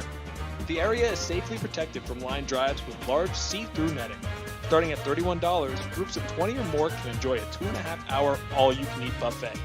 Children 4 and under are free. Visit Fightins.com or call us at 610-370-BALL to reserve your group outing. You can add a delicious all-you-can-eat buffet to any Reading Fightin' Phil's game ticket for only $18. No need to visit the concession stands. You can add a 2.5-hour all-you-can-eat buffet to any ticket. Selection includes barbecue chicken, barbecue sandwiches, cheeseburgers, hamburgers, hot dogs, mac and cheese, corn, pasta salad, baked beans, potato salad, chips, fruit, cookies, and Pepsi products. Call the Fightins at 610-370-BALL, order online at Fightins.com, or visit the Weidenhammer ticket office at FirstEnergy Stadium. The R. Phils and Savage 61 are excited to bring you Fightins baseball live from the comfort of your own home. If you are listening to this now, you're probably watching on YouTube, Facebook, or Twitch. Thanks for tuning in, and feel free to check us out on rphils.com/pressbox for all the elite baseball information on the Fightin' Phils. Madison Stokes, a no-doubter out to left, ties us up here in the bottom of the ninth. And we're going to extras here at FirstEnergy Stadium. It's still going to be Zach Warren on the mound for Reading. But now as extras go in Double-A, both teams will start with a runner on second. The place runner is the final out of the inning prior. So Zach Watson ended the ninth, so he will start on second freely. And Warren still has to get 3 outs. So typically runs are easier scored now. We have seen a couple games go into 10, but not many across the minor leagues have reached further than that. As it'll be Andrew Doshbach, who's already hit a home run in today's game, up at the plate here to face Zach Warren.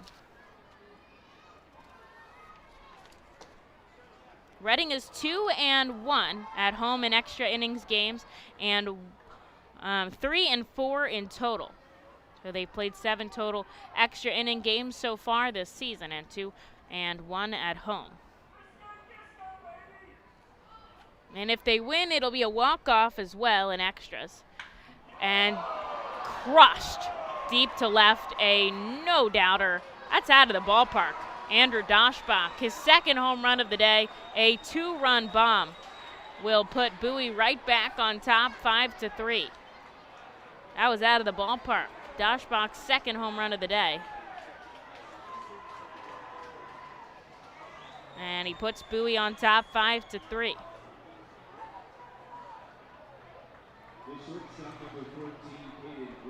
Here's Caden Grenier now.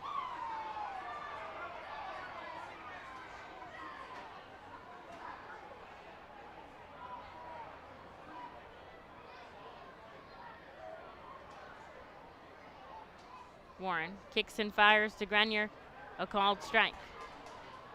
Nobody warming on Bowie's side, so looks like they'll have Almango.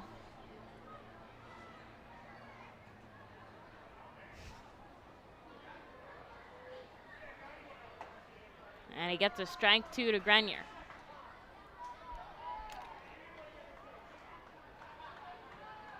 Philadelphia 9 minutes away from start time in San Diego. It's Matt Moore versus Blake Snell. And Lehigh Valley, they're down by 5 in the top of the 9th inning. And they're on the road versus Rochester. Those 2 runs have actually come off a C.C. Randolph home run, who's just came back off the IL earlier today. So pretty exciting way to come back off the injured list. And the Jersey Shore Blue Calls fell 9-3 to Asheville. Vito Frecia hit his 6th home run of the season there. And Reading is down by 2 here in the top of the 10th inning. 2 balls, 2 strikes to Caden Grenier. Swing and a miss, that's strike 3. And Warren picks up his 2nd K and the first out here in the 10th. That's another strikeout thanks to Diamond Credit Union. Speaking of strikeouts, here's Malquin Canelo, who has struck out 3 times today.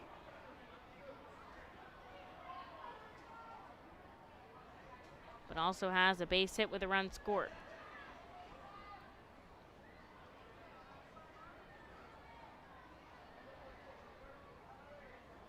Warren gets the first pitch called, strike to Canelo. At the bottom of the order here against the Bowie Baysox.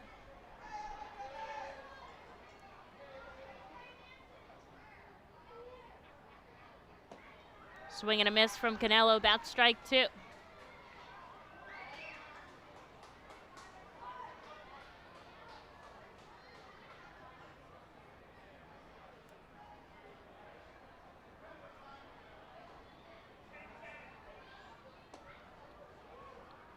Warren goes upstairs. This time no chase from Canelo. 1 ball, 2 strikes. 1 out on the board.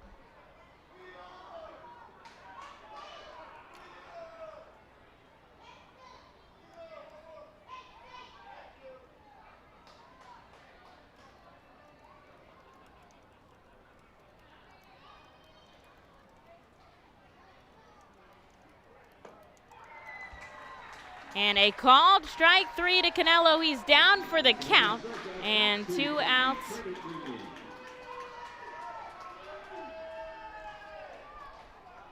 For Zach Warren.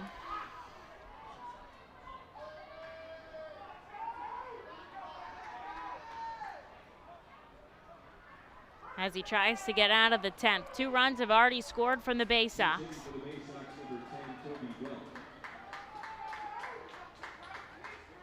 And here's a pinch hitter, Toby Welk, the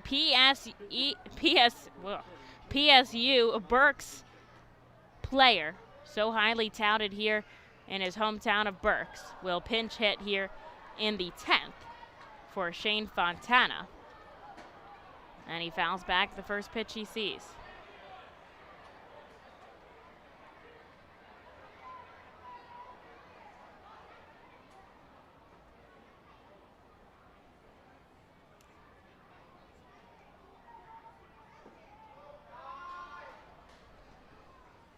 Down to Welk, 1 ball, 1 strike. He definitely has a fan base here at the park. We've seen it all week. He had something going on with his toe that kept him out of the past 2 nights, but had a really good game on Tuesday.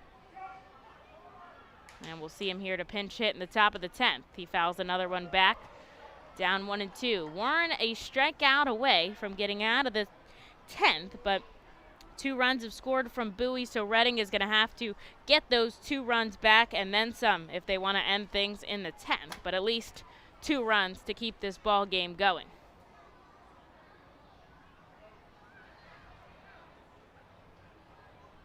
Warren kicks and fires the 1-2, and he thinks it's strike 3. He's off the mound, and no call from Gilreath, much to the dismay of the crowd.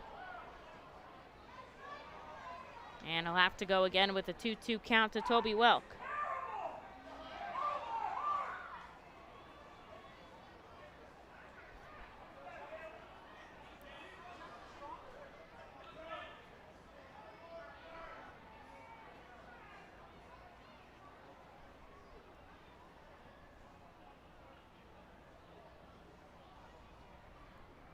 Warren to Welk, strike 3 as he gets him to chase a high fastball. Warren strikes out the side after giving up that 2-run home run. Reading down by 2 as we go into the bottom of the 10th, but they're going to start with that placed runner on second as well. Then it'll be Bryson Stott.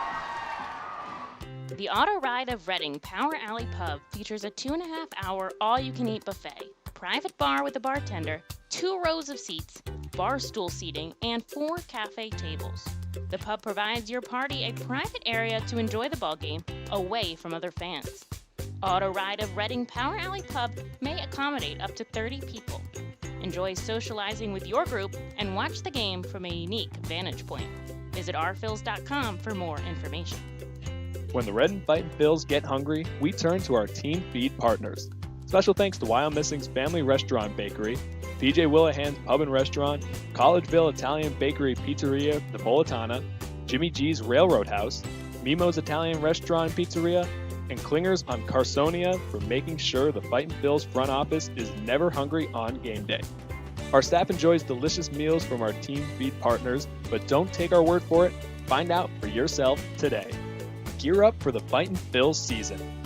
Visit the Brentwood Industries Fightin' Phils team store at FirstEnergy Stadium, or check out our online store 24 hours a day, 7 days a week at rphils.com/shop. We have a wide variety of Fightin' Phils hats, t-shirts, kids apparel, and more. Looking for something new? Check out our latest selection of Los Luchadores de Reading and Reading hot dog gear, plus throwback black R-Trains R-Phils attire. Root for your Fightins in style. Stop by the Brentwood Industries Fightins team store or rphils.com/shop. Well, they bring up Almango again for the bottom of the 10th. He gave up that 2-run shot to Madison Stokes that brought us into the 10th as he tied it up in the bottom of the 9th. And Toby Welk is going to come in defensively since he pinch hit for the left fielder Fontana. And so Bryson Stott is going to be that placed runner on second. So they'll start with someone in scoring position in the best part of their lineup here with Ortiz, Steven, and Stassi.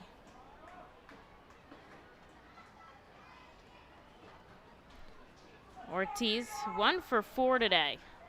Definitely some Orioles fans in the crowd.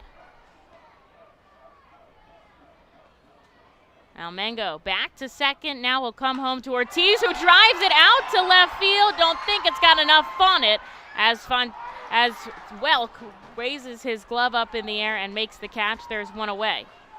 The left fielder, number 10, Josh Stevens. The crowd thought he got all of that on it. They wanted that out of the ballpark. But here's another guy who can do it with Josh Stevens. He walked it off back on Tuesday. Now, he can't walk it off here, but he could tie it up as Reading is down by 2 in the bottom of the 10th inning. Love to see the heart and hustle here in this ball game. The bats were quiet in the beginning of the game. They did not give up, and they brought the fire against the relievers, which is something I imagined that they would be able to eat into the relievers.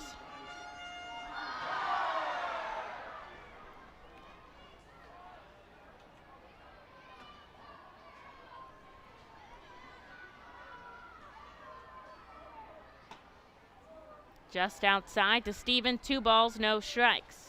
1 out on the board here in the bottom of the 10th. Reading trails by 2, but Bryson Stott out on second base.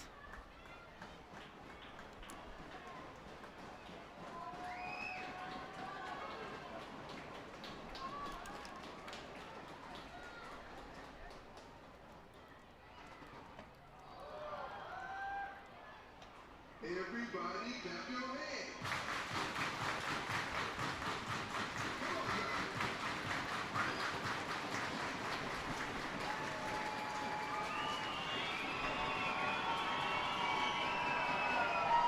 Crowd is roaring here. 2 balls, 1 strike to Josh Steven. Almango looks back at Stott. Now he comes home to Steven way high, gets away from Roberts, but enough in front of him that Stott's going to stay put.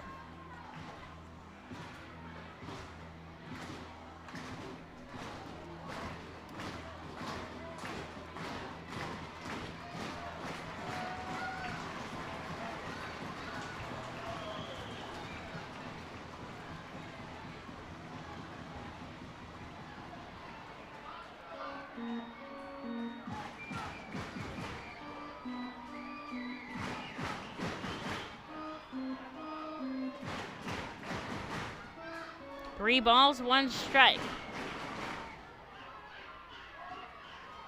To Josh Steven. Bryson Stott out on second. There's just 1 out.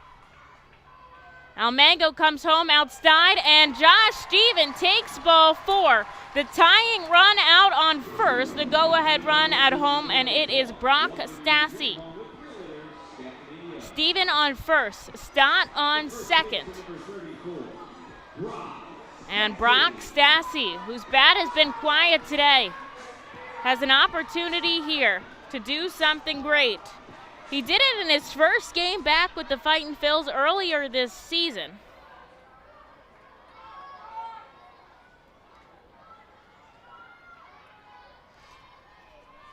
And he takes a first pitch strike.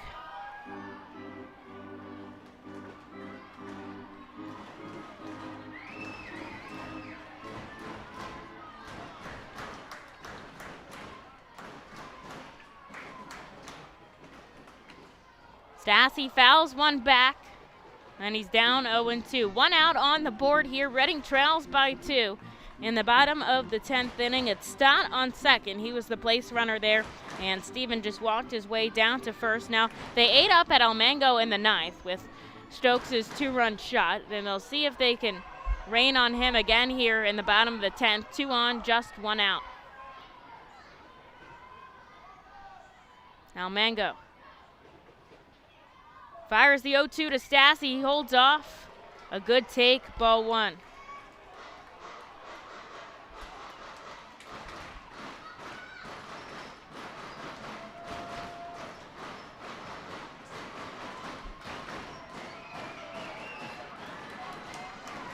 Big moment for Brock Stassi and the Reading Fightin' Phils here in the bottom of the 10th inning. They're down by 2, but they've got those 2 on.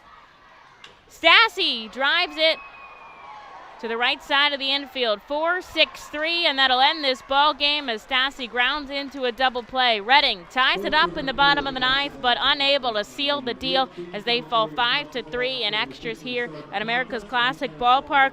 Don't you worry, Fightins fans, because I have special news for you. Zach Eflin will be pitching here in Reading tomorrow. So you're going to want to come out and join us here for a big Major League rehabber, Zach Eflin, here at FirstEnergy Stadium tomorrow. Game 1 of the doubleheader begins at 4:15.